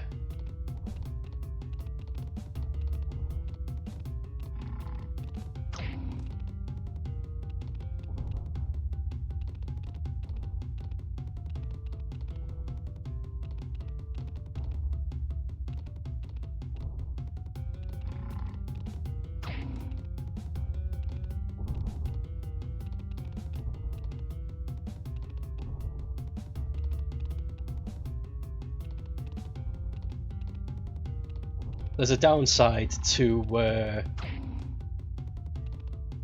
playing 2 of these RPGs. Phantasy Star 4 and Valkyria Chronicles I played the absolute heck of when they came out. So much so that they no longer have the same impact on me when they once did when they first came out. And I made that same mistake with Sonic Mania, because I played that game non-stop, day in, day out, from sunrise to sunset, and now when I go back to it, it's just... I've played it so damn much, I know it inside and out. It's just... It's not the same game it was when I first picked it up.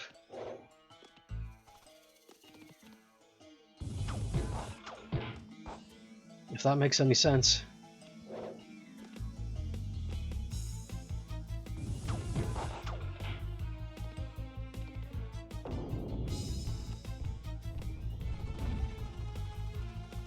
Also, streaming Sonic games on here might be fun. I'm going to stream the ones that I like though, so don't get any fucking ideas. I'm not playing Unleashed. Or Heroes.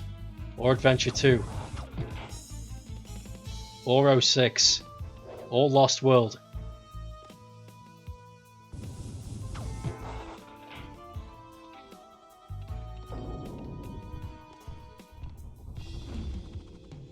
Yeah, I might play Boom. Boom's actually a really good game, you know. It's fucking not. It doesn't work.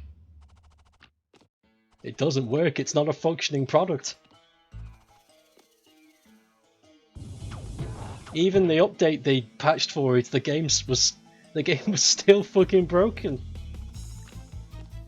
Oh well.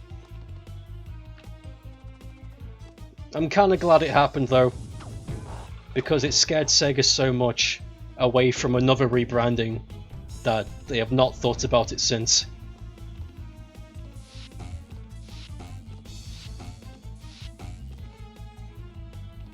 It scared me for a second.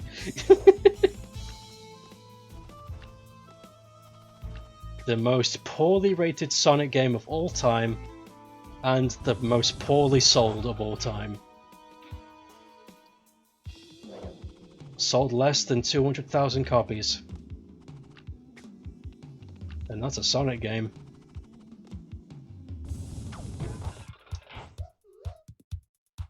Why not play All Stars Racing? I'll play Transformed. At the moment though, I don't have a way of playing the original, because I don't know why, but my computer just doesn't recognize it.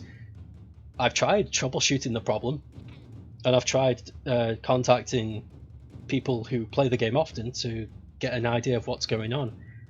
But yeah, the PC version just doesn't want to run, and I don't own a console version, so I don't think I can play the original. I can play Transformed though.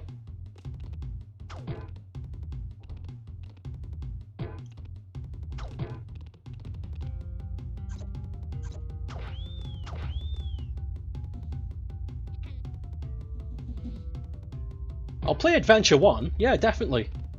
Adventure 1 is charming, Adventure 1 has good music. Adventure 1 has the closest controls we'll ever get to how Sonic would actually play in 3D. Adventure 1 has multi-character path progression. Adventure 1 has fun boss fights. You get the point. Adventure 2 has butt rock. They fucked up the controls. And 4 out of the 6 characters you play as are boring, and what they have them do is awful. And the boss fights are fucking busted, so you have to rely on luck for them to work. Or get used to how shit the game is so you can use the bad physics to your advantage. And did I mention the voice acting? You think the voice acting in Adventure 1 is bad? You think that's bad? Remember the time I got shanghaied in Papa News? Whatever.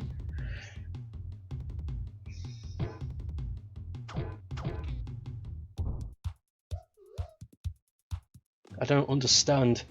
The only good thing about Sonic Adventure 2 is the Chow Garden. And you don't need the main game for that. Oh, I love Sonic CD. I love that game. Only problem is, it's super short. I could finish that game in 50 minutes, 45 minutes. So it wouldn't be much of a stream.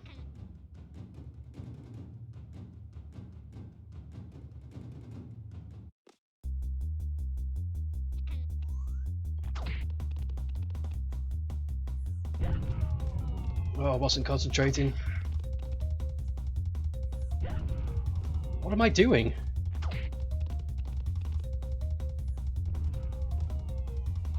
What the hell was wrong with me?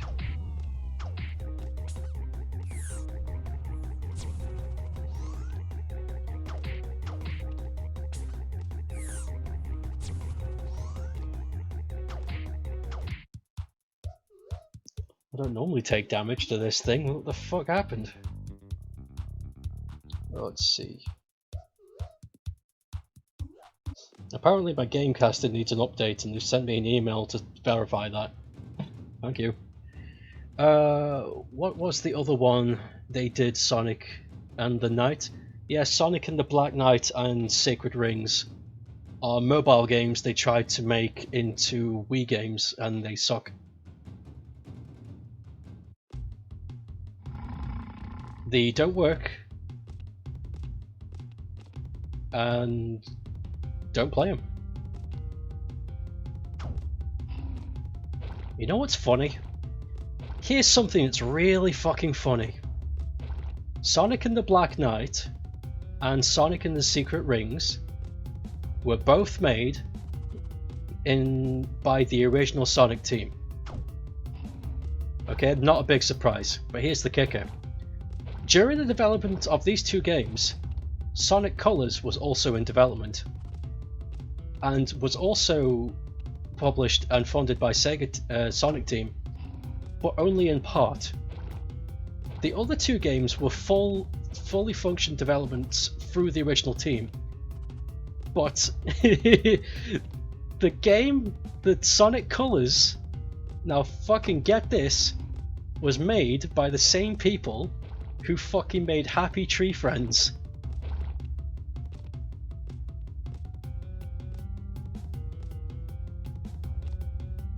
The only thing that makes it Sonic Team is the developers they had on hand to help them make it. The creative influence was made by the same people who made Happy Tree Friends. And this is Sonic Colors, considered one of the best 3Ds. Fucking let that sink in for a second. This was 2010, 10 years ago.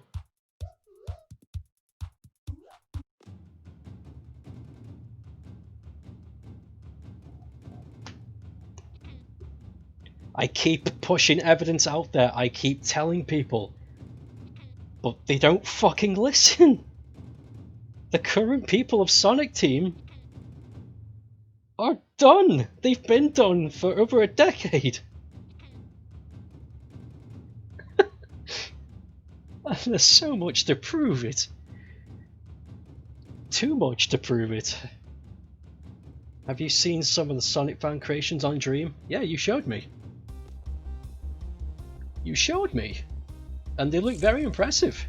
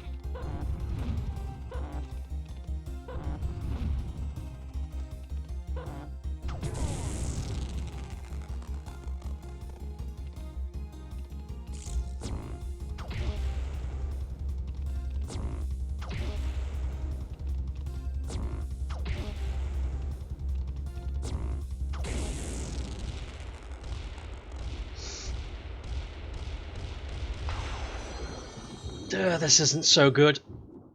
Last time I had a power pill to take on the last form, but I'm gonna have to take it now. Hopefully it can take me to the last guy.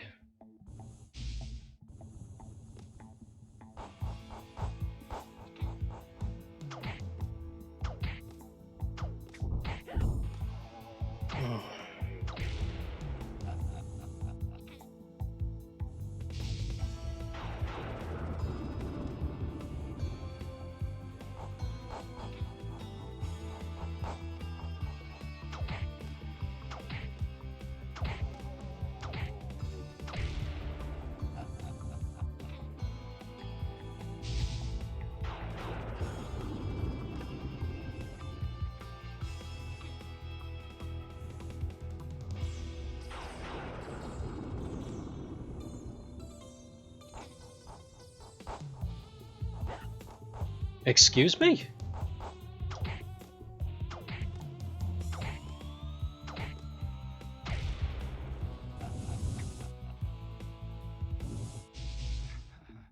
I love how they keep pumping new shit out.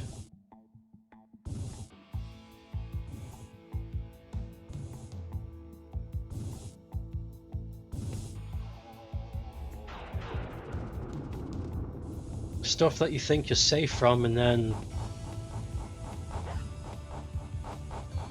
they tell you that you're adopted.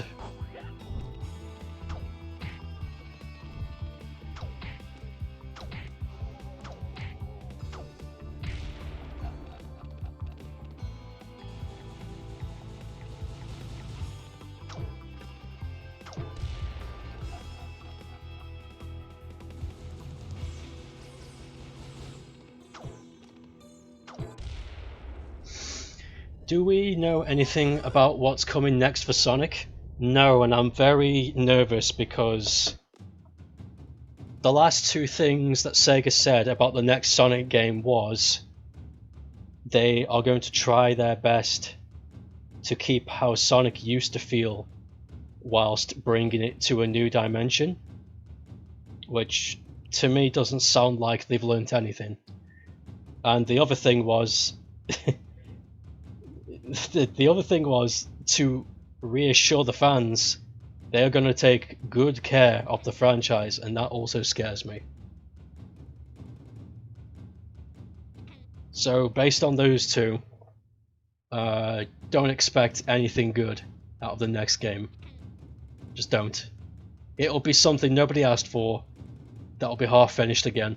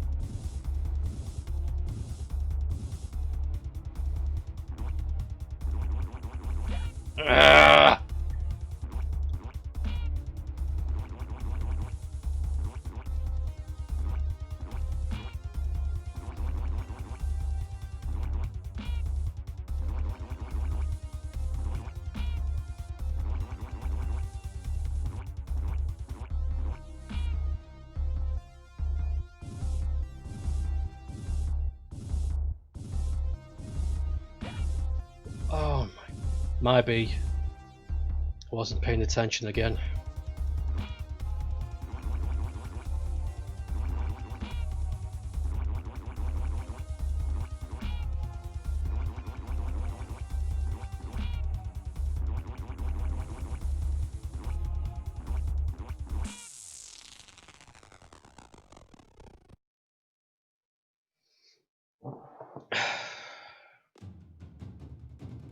Just get this over with.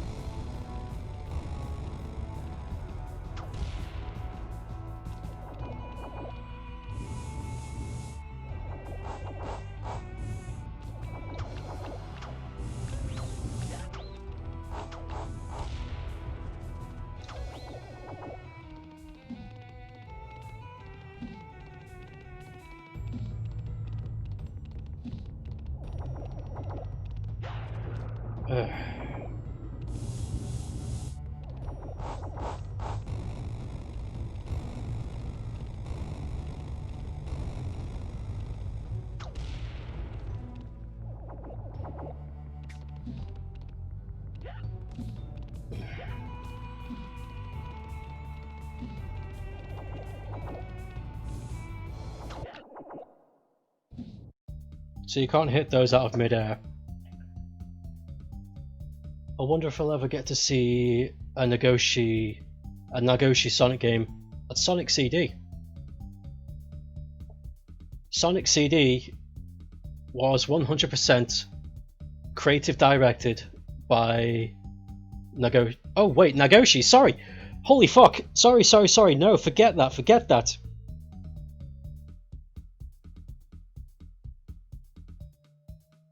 No, he didn't. My brain is farting. My brain farted because of what just happened. That is a lie. Do not believe me. See, I read Nagoshi, and my brain registered that as Oshima, one of the original designers. Nato Oshima. No, Nagoshi did not join Sega until 95, 94. And by then Sonic was already a household name. Oofed, unlucky, yeah. Let's just... one more round. Because even if I finish it, that'll take us into 3 hours and 10 minutes. If I don't finish it, then same amount of time. One more time. One more run. Take 5. Yeah, if you say so.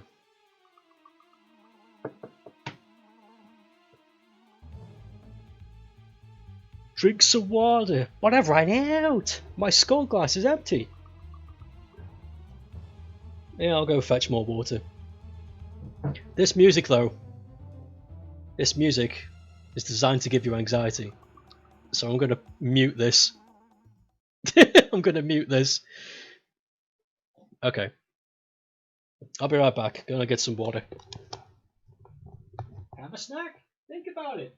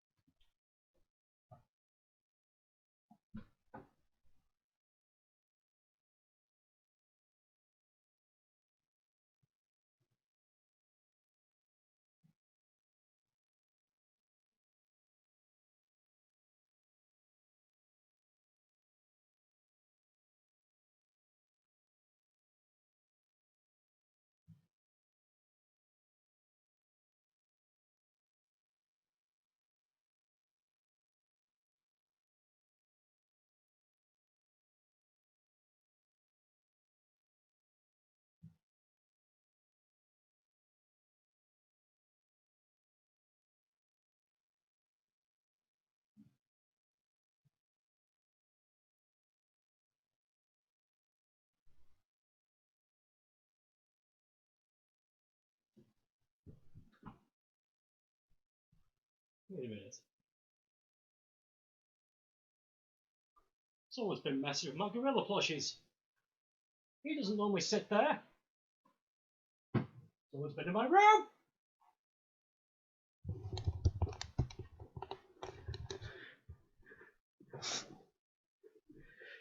Remember... Oh wait, I'm back. Remember Nagoshi saying he didn't want to do Sonic whilst Yuji was there because his game wouldn't be as good as Yuji's. I'm gonna take the man's word for it. I mean, he has a very specific way of doing things, and from what I've seen, everybody else that's tried to make a Sonic game has fucking plundered. So, he's probably right. He probably just doesn't trust himself to. It would be interesting to see what Nagoshi would do with Sonic, but I don't think he'd make a good Sonic game either.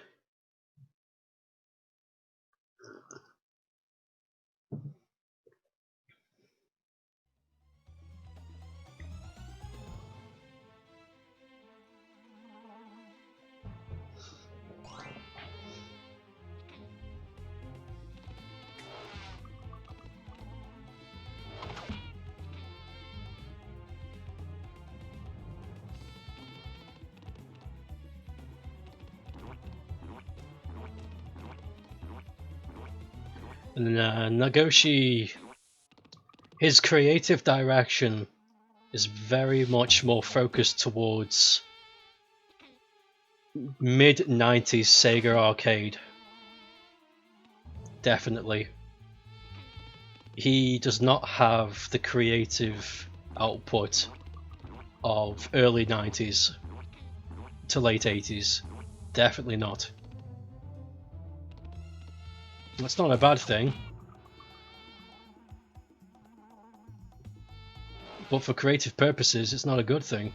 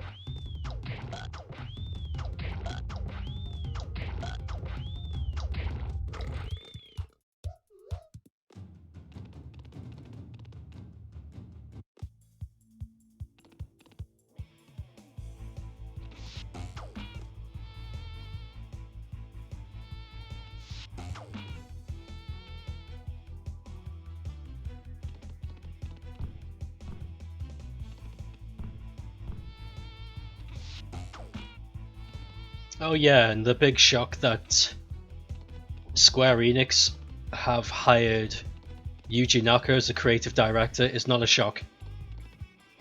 It's not a shock to anybody who knows what Square Enix is all about. For a very long time, I think from 2012 onwards, Square Enix have said they want to move away from Final Fantasy. And I don't think that means they want to stop making Final Fantasy. I think that just means they want other shit besides Final Fantasy, because right now that's all they have, really. They have other stuff, but can you... It's Dragon's Quest and...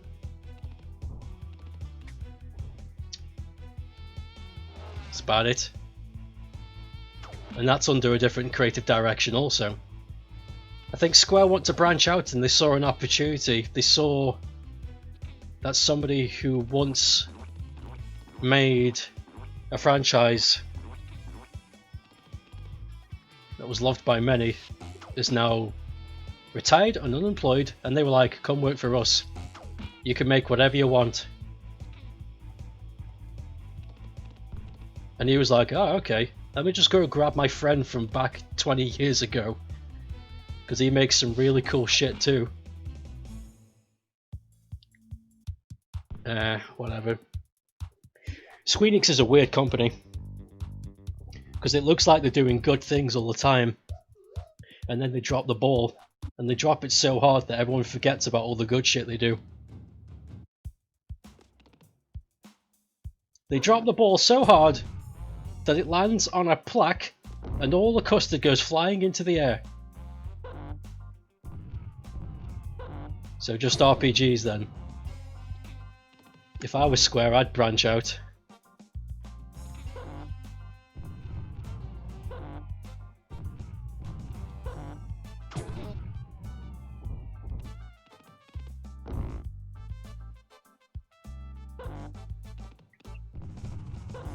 Did Sleeping Dogs sell well?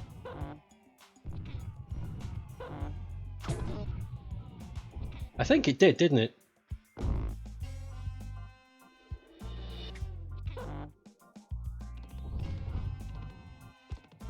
Who was under the creative direction of Sleeping Dogs?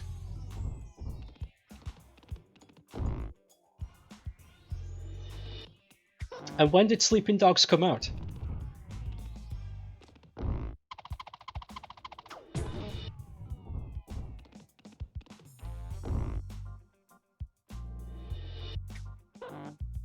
These are the things I need to know. How much it sold? Who was the creative director? and when it came out. I will give you your answer on why there hasn't been a sequel.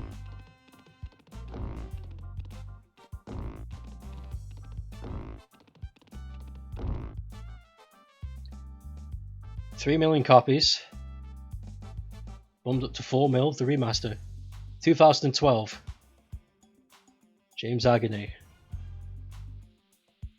What's he doing now? What's James doing now?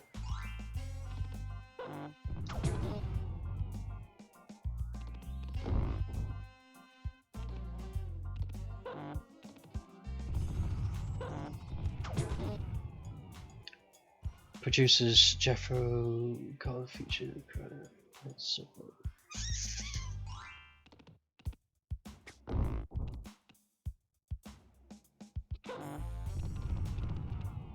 I'm just thinking. I'm scrambling my brain. Scrambling my brain box.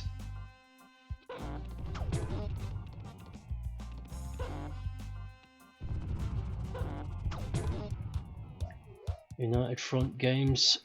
Defunct studio. Square shut it down. Like it, bro. Alright. That's why it's gone then. So Square still holds the rights to Sleeping Dogs, I assume. I wonder why they shut the studio down. Obviously they put somebody else in charge, but why did they go to that direction? Who made that call? Because I'm trying to decide if it was a marketing issue, because there was already an established gangster franchise that was doing pretty well during that time, and if the director was known for being a bit of a bitch, because that's a thing that happens. Sometimes things don't get made because of the association of the creator.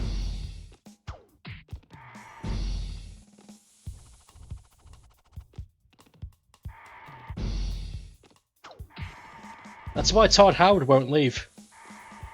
Because he knows the moment he leaves Bethesda, everything will change.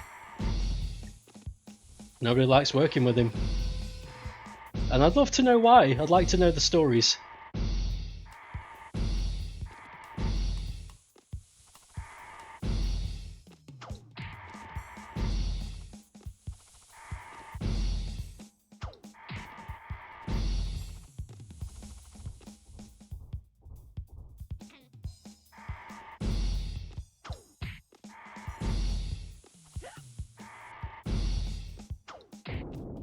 Okay. The moron in charge said the initial year's sales was 2.5 mil was a failure. Bear in mind it was a new IP. That's not a failure. How much was Square's other shit selling at the time? No real reason has been given to the reason the studio shutting down, according to Wikipedia, the most reliable source on the internet. Okay, these are my suspicions then. The franchise has a bad name within the studio, thanks to a cock-up to the moron who did that.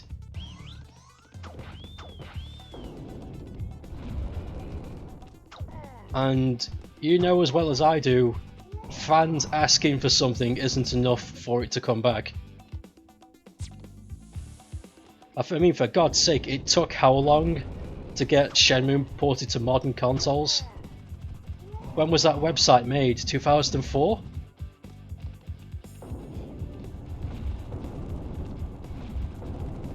So unless you want to wait till 2035 to get your Sleeping Dogs ported remaster edition to modern consoles, I don't know what you want.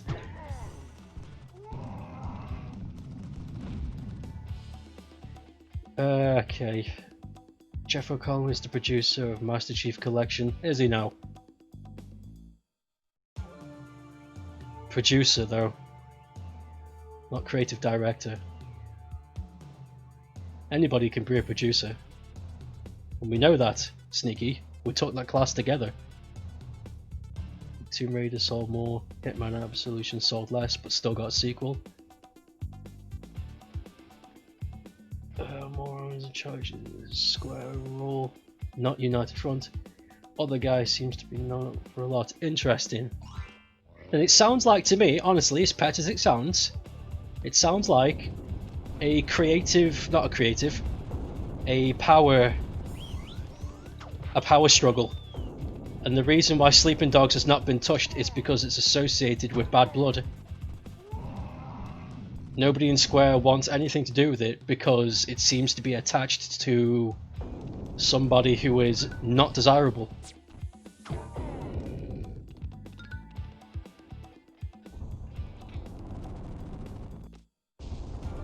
Because you know what Japanese companies are like. They don't do anything unless they think it's a good idea. Like, you can tell them it'll make so much money, but if they don't want it, they don't want it.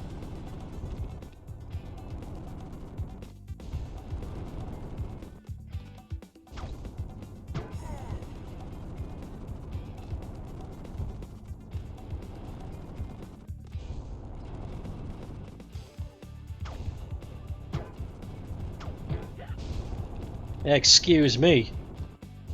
Could you not please fucking glitch my game whilst I'm trying to do this? You bitch. Right.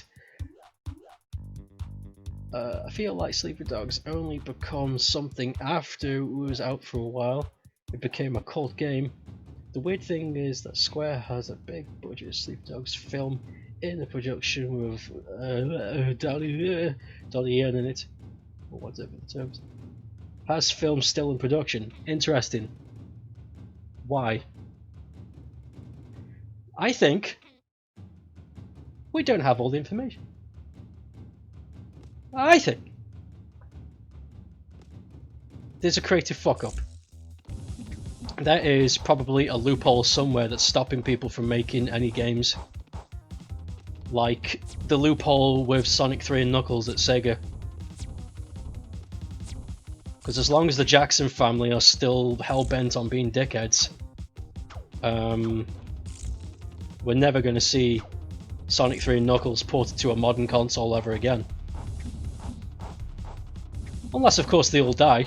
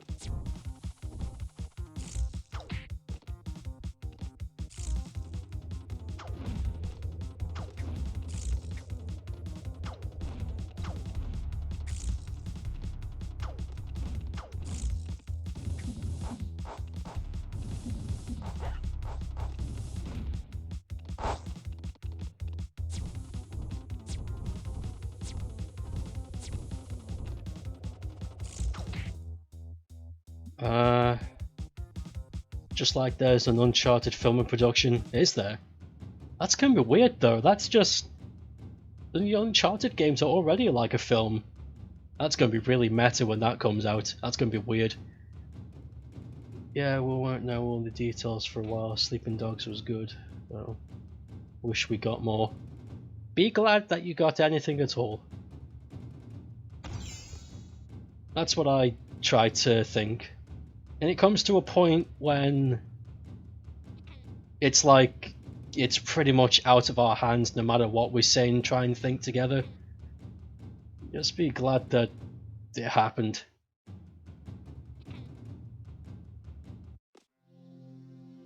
It makes me squee.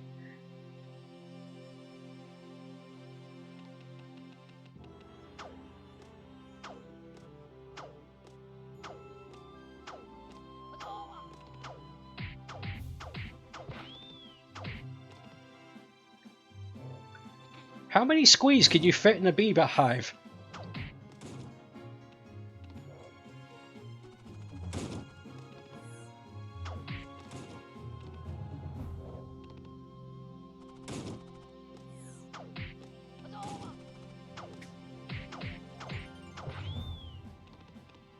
How many fleas can you fit in a bedpan?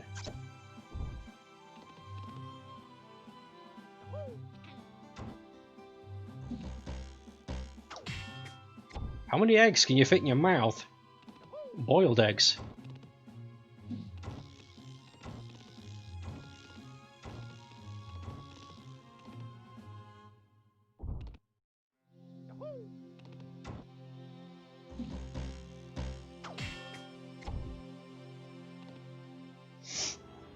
Oh god.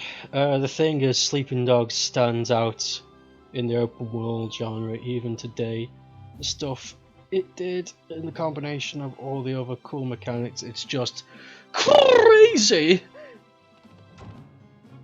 I believe you. But it doesn't matter. I know that sounds really BM, but there are so many games that did shit before their time and before it was considered normal, and every one of them was ignored until, hey, other companies started doing it. I can give you a big fat list if you like. It's as long as my arm.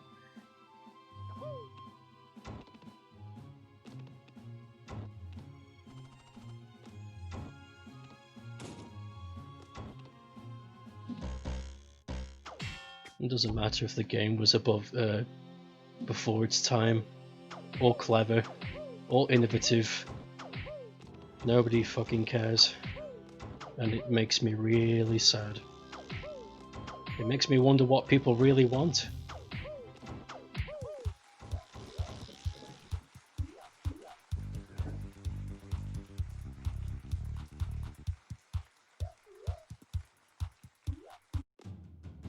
I want the same thing that's out there already, just a little bit different. Well, that's boring, kid. That's a stupid idea. No, it isn't! Okay. Do you like Fortnite? Yes. Or would you like Fortnite 2? No. The fuck? I know that sounds like dribbling, but that's really what happened. They got a bunch of people that were in the target demographic for Fortnite, told them that there was going to be a Fortnite 2 and if they were excited, and all of them said no. Bear in mind, this was a chosen group of people that claims were all massive fans of Fortnite 1. You can look this up, this is free information. So if that isn't an indicator of people don't know what it is they fucking want, then I don't know what is. Hey kids, you like Fortnite? Yeah! Do you want Fortnite 2? No? What? Why?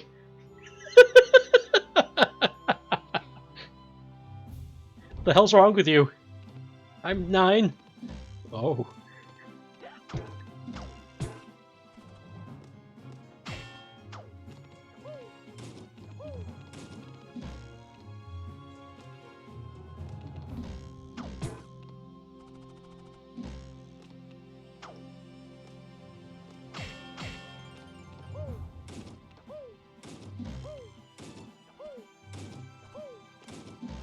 Why is that guy just standing there? Why isn't he doing anything?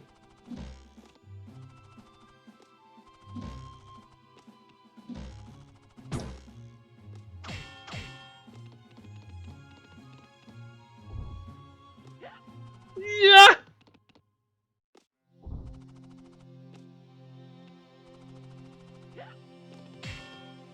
Okay, good.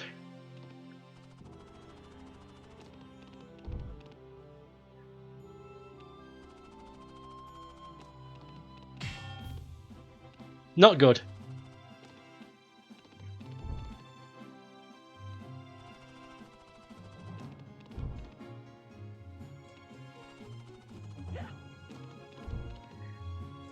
We're gonna fucking bite an apple in half in one go, I swear to God.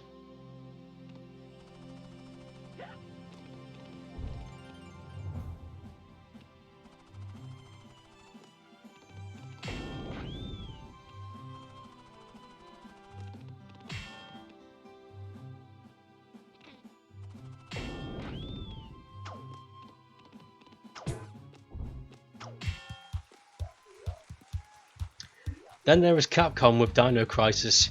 I don't think As much as I'd like a Dino Crisis, I don't think they'll ever touch that again. Because people are still really happy and excited with the new Resident Evil games, and dinosaurs just are not hip right now. But you know what's the crazy thing is? You know what the real crazy thing is? And this makes sense. The moment a Dino Crisis remake would be made, they would create a trend. Because Capcom already has an establishment with survival horror and that studio.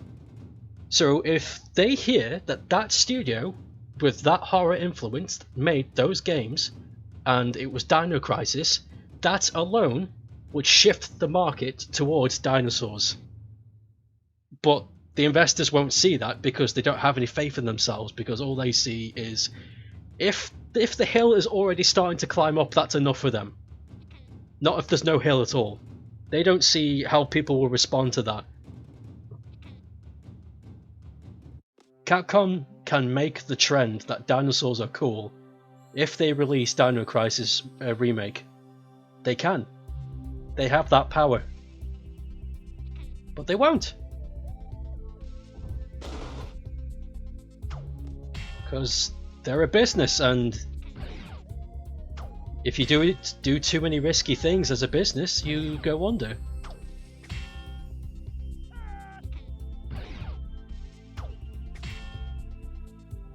So it's sad. It's sad times that there are lots of things we all like and it just simply won't happen because money. And it takes a miracle or a very unique set of circumstances for us to get what we want. Unless, of course, we make it ourselves. And that's just something else entirely.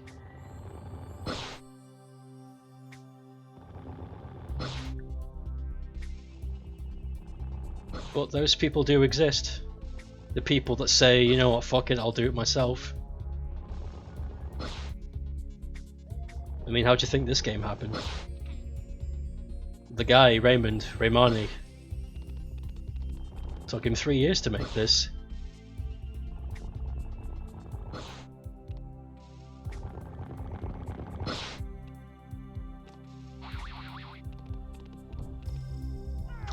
It's inspirational.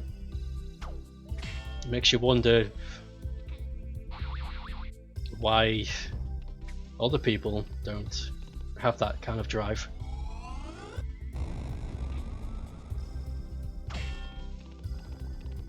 What's stopping them? Is it because they won't get paid for it, or is it a hierarchy situation? Or perhaps the people that have the ability simply just don't care and they see it to an ends of a means of employment rather than a creative pursuit.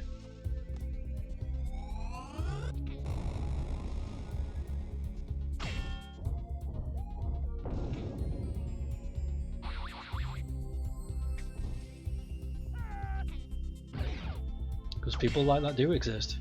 I know a few. There's a few people I used to know back in college and university who were experts at the software that they were training to use to make games, to make models, to make assets, to make codes, to make things work.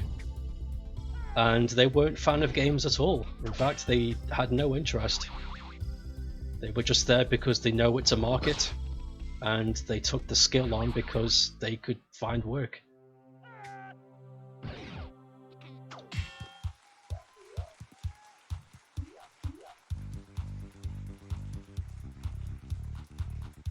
Which is why it was such a 180 when I left that and went into game studies,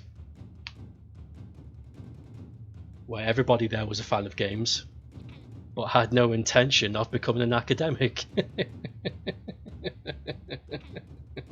It was such a 180, such a different dynamic. It was so funny.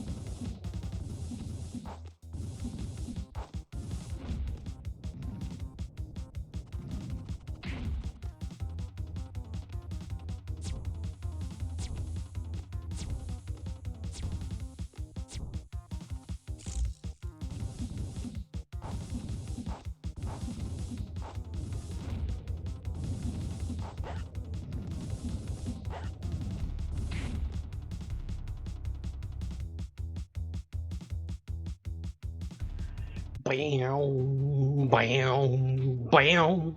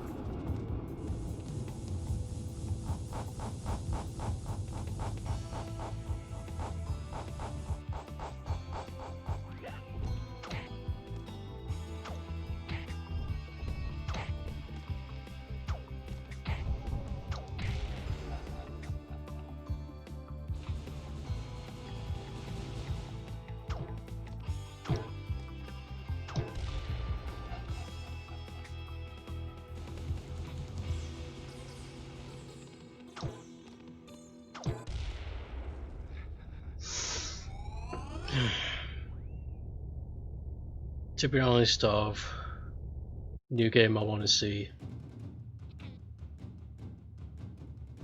For sure, top of my list is a 3D Rayman game of old franchise.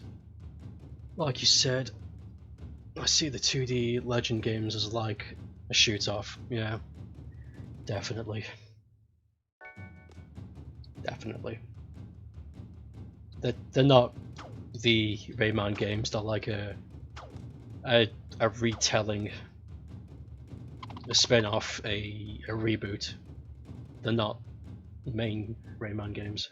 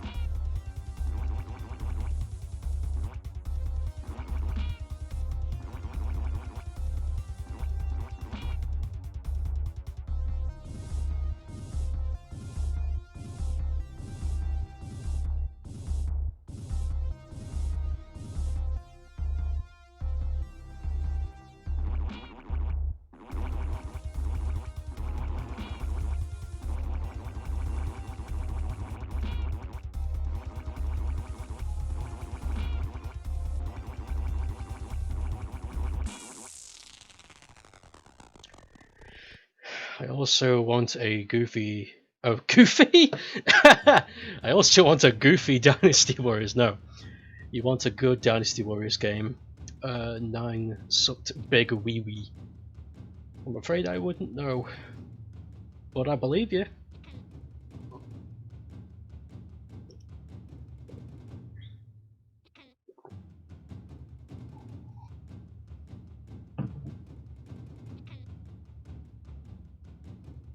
I remember.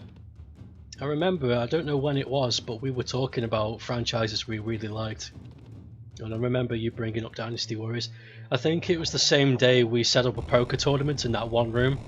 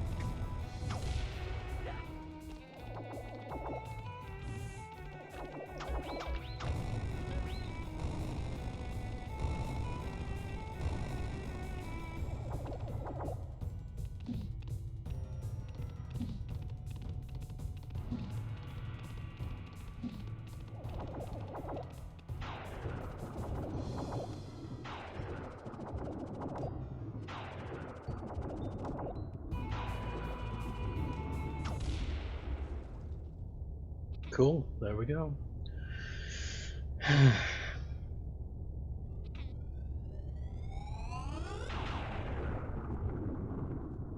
Here we go.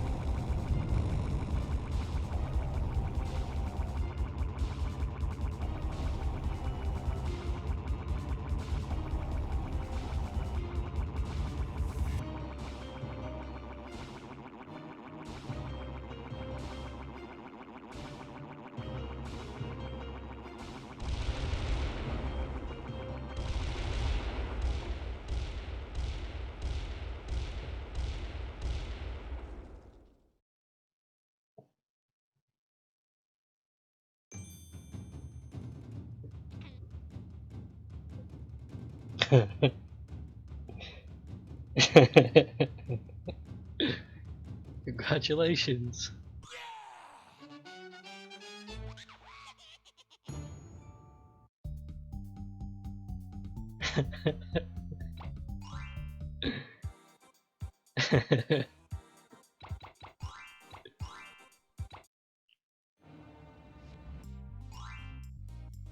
$99%? Nani?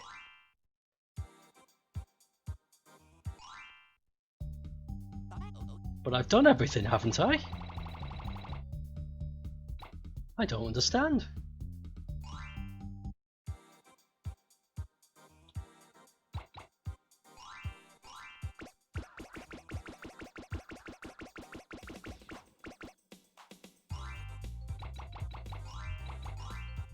I don't get it. I'm happy I've done True Boss Rush, I really am, but I was kind of hoping to finish it up with the 100% mark.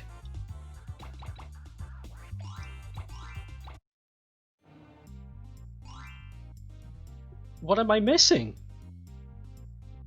Check the achievements? Don't tell me I have to do the achievements. Are you kidding me?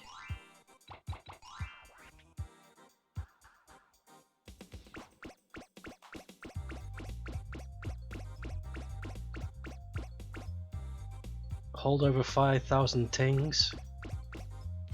Make Dark Rayman Grimace.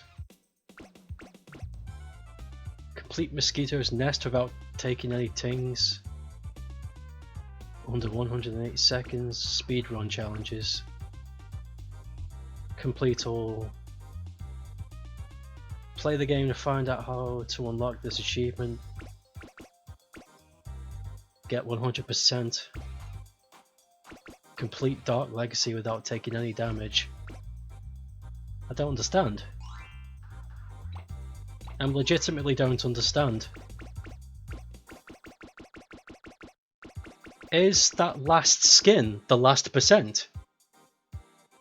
Wait, sorry? I'm not sorry, I wasn't reading the chat. What's going on? Okay, nanny, whoop, drinks all round. Maybe check the shop. Not related with achievements. What could it be then? Did you buy all the items? Let's go have a look. I'm pretty sure I did. Yeah, out of stock. I mean, I could buy the one-off stuff, sure. Oh, this! Oh, I don't have enough things. It's the last percentage to the fucking ting magnet. Are you being serious? After all this?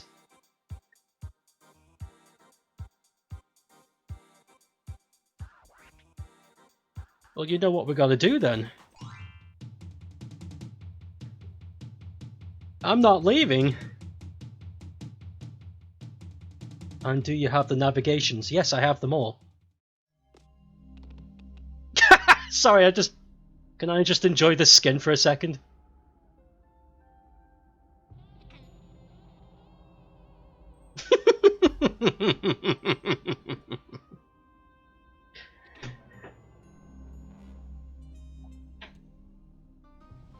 Oh my god. I love this. Look at him go!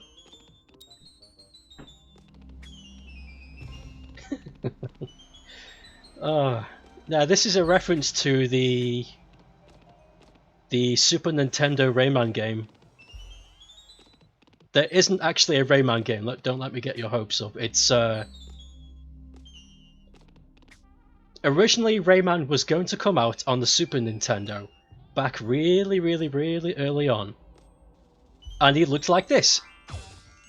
But somewhere down the line, Ubisoft were like, hey, there's this thing called a PlayStation coming out that's more powerful. Why don't we move to that?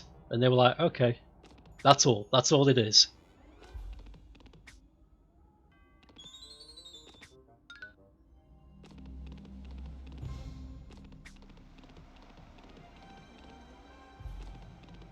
Thank you for pointing me in the right direction, though. I am Mr. R.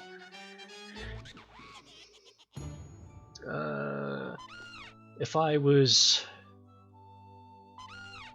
No, exit level. If I was Rayman, this is what I'd want to look like. Yeah, this is cool. You're not sure, but I think you're right. I've got a hunch. And usually my hunch is alright. Sneaky, I'll tell you. My entire degree was based on a hunch. Oh my god, look at his fist! Whoops. It's all 16-bit! Oh, so cool. You and me both, bro. Yeah, we did not know what we were doing. But we got it! We got our degree and we drank champagne! Exit level. Is he slower? I don't know, I don't think so. It feels the same.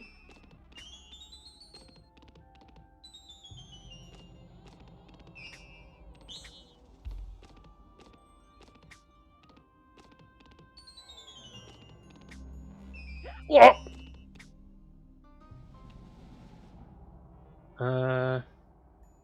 It's just so fat and round, I love it. We need some fat round Rayman art. You know what I want to do?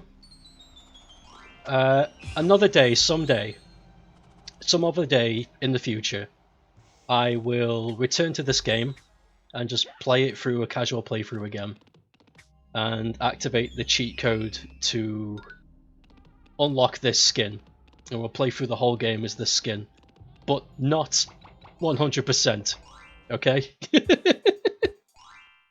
Never again. Never again.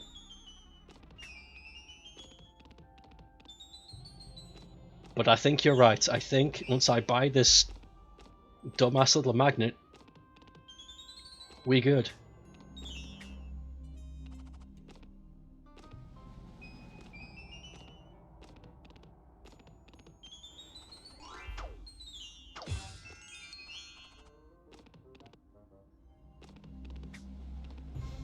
Ooh.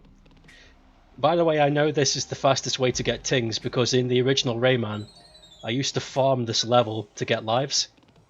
So trust me, I know what I'm doing. That true boss rush though, crazy. You should definitely be proud of yourself. I am proud. I am proud, but I want to see that 100%. It'll all have been for nothing if I don't see that 100%.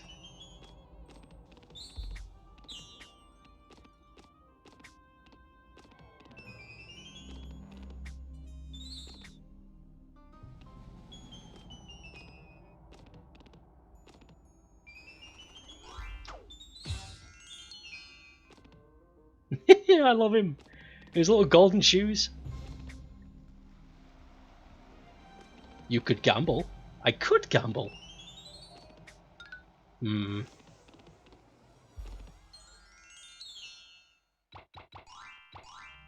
Resident Evil 4 merchant pops up out of nowhere. What are you buying?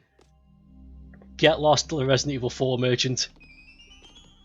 I ripped your model and took away your mask. I know what you look like. There's nothing there. It's spoiled. There's nothing under his mask. It's just a plain mesh. You pull it off and there's no face. Don't do it.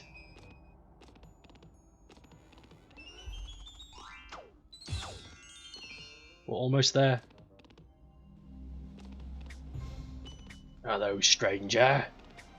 I got a rare magnet for sale. Get the fuck away from me, you damn pervert. Jesus.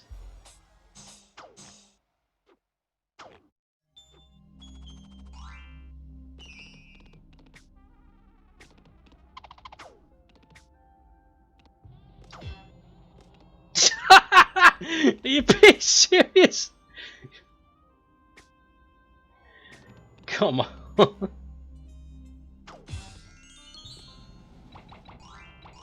Cross your little digits.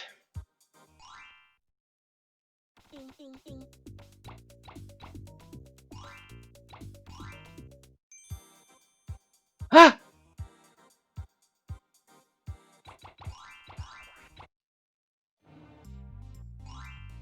Guys, get your fucking ass!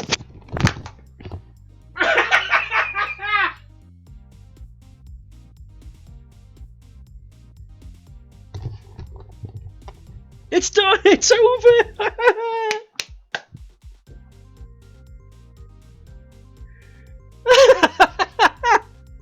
Yes! I can't believe... You know, I thought I'd be celebrating like this after the final boss rush. I can't believe the most exciting part of this adventure was buying a magnet.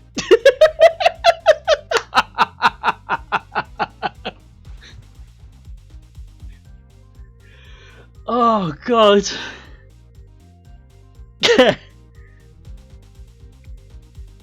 Oh jeez. Magnet life, magnet moment. Fucking magnets, dude, how do they work?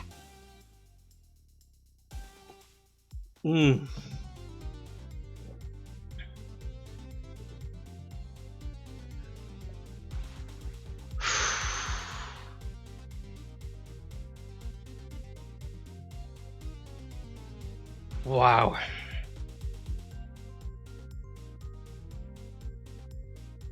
Oh man, that feels good.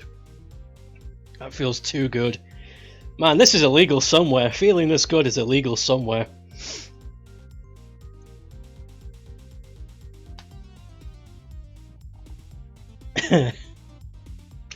Clipped. Big Pog screenshot. Oh, everyone's popping off. Good shit, man. Rayman 3? Yeah, definitely.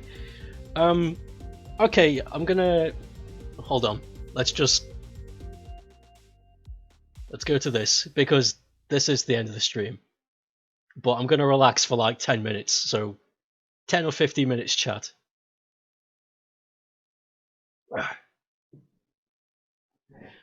Yes, I'm definitely going to be doing Rayman 3, but I also want to play Rayman M. So I can do both at the same time, like I did with this Rayman and Rayman 2. So would you like that? Would you like me to simultaneously swap between Rayman M and Rayman 3? Because I can do both. I'm sneaky. Yes! Do that! In case your fat Rayman is ready. Yes! Oh, send it me on Discord. I'll put it in the... I'll plop it up on the screen.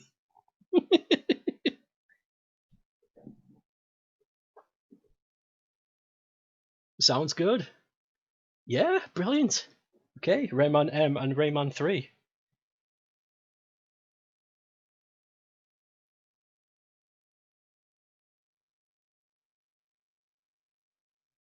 Oh god, I'm gonna... oh god, excuse me. If that truly was clipped, I'm gonna be posting that to all the Rayman communities I know.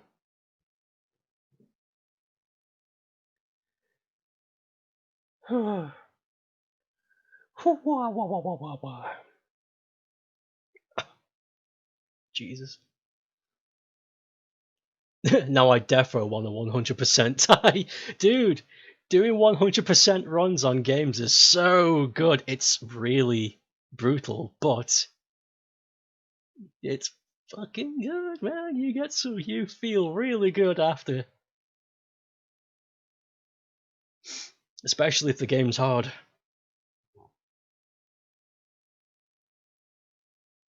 That is going to be annoying to 100%. Because, to those who do not know, let me tell you how to 100% Rayman 3.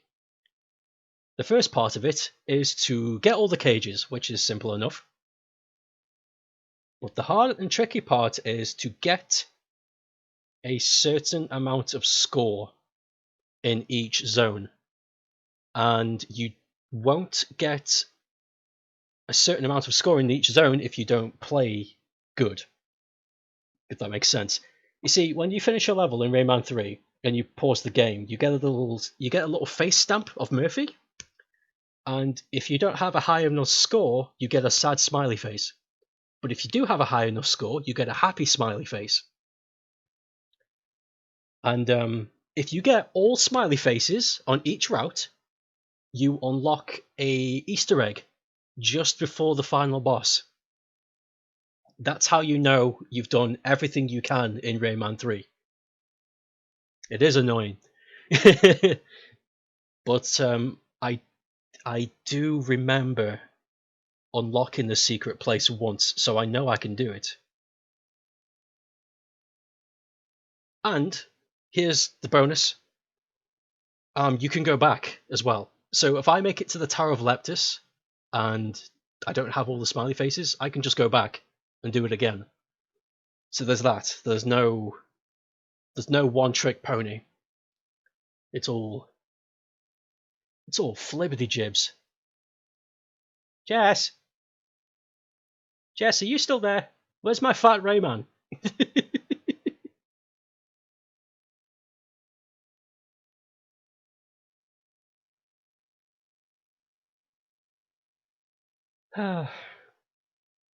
If I don't get my chunky Rayman in the next 3 to 4 minutes, Missy, there will be hell to pay. Oh. And I don't even think about 100%ing Rayman M. I'm not doing that. We're just gonna go till the credits. I like the game, but I don't like it that much. I don't like it enough to 100%. No way. He's there. He's there. Where? Oh, right. That Discord.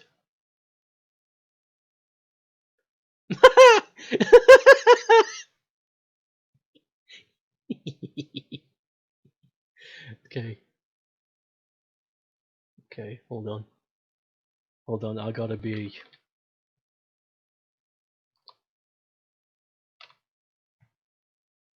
I gotta be smart for a second. Hold on. This is gonna take a while.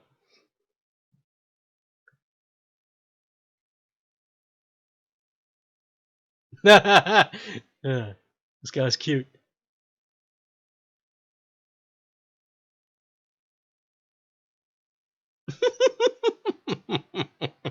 I want somebody to mod this so we can have Chunky Rayman in the 3D games.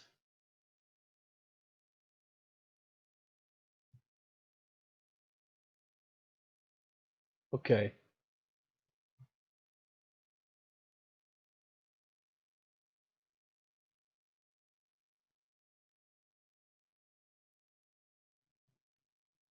Chunky Rayman.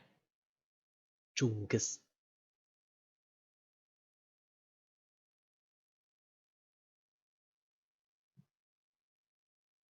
There he is! There he is! Look at him! Look at that boy! I love him. There's something about that that's really charming. Why? Why though? All we've done is like eliminated his arms and legs so that his feet and arms are closer together and made his torso bigger. That's all that's been done. So why is it made such a big difference? Oh, that's so cool. Chunky Rayman needs to be a thing. We need to bring him back. There needs to be Donut Rayman! Donut Drake. Oh, I would trust that guy with your life. Thick. Thick chunkus.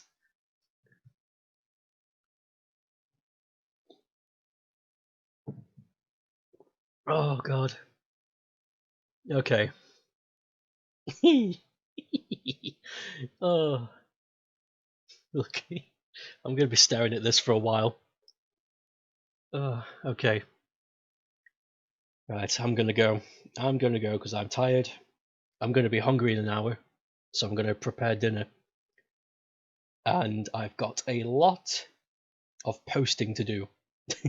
Got a lot of Rayman fans to be like, look what I did! Like, praise me now, Raymani! Don't hate me. I know I troll your streams every time they're up, but I do it out of love, I swear. Okay, seriously though, that's enough. Okay, I'll be back tomorrow.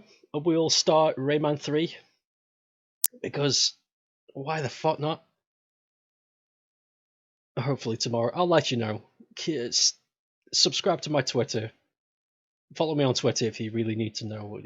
We'll find out. Right, goodbye. Thank you for watching. Thank you all for being with me for all 4 of those days. It definitely made it easier.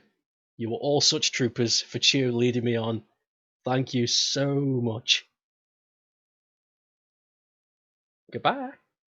I'll see you soon. Don't be a buffoon. Kisses.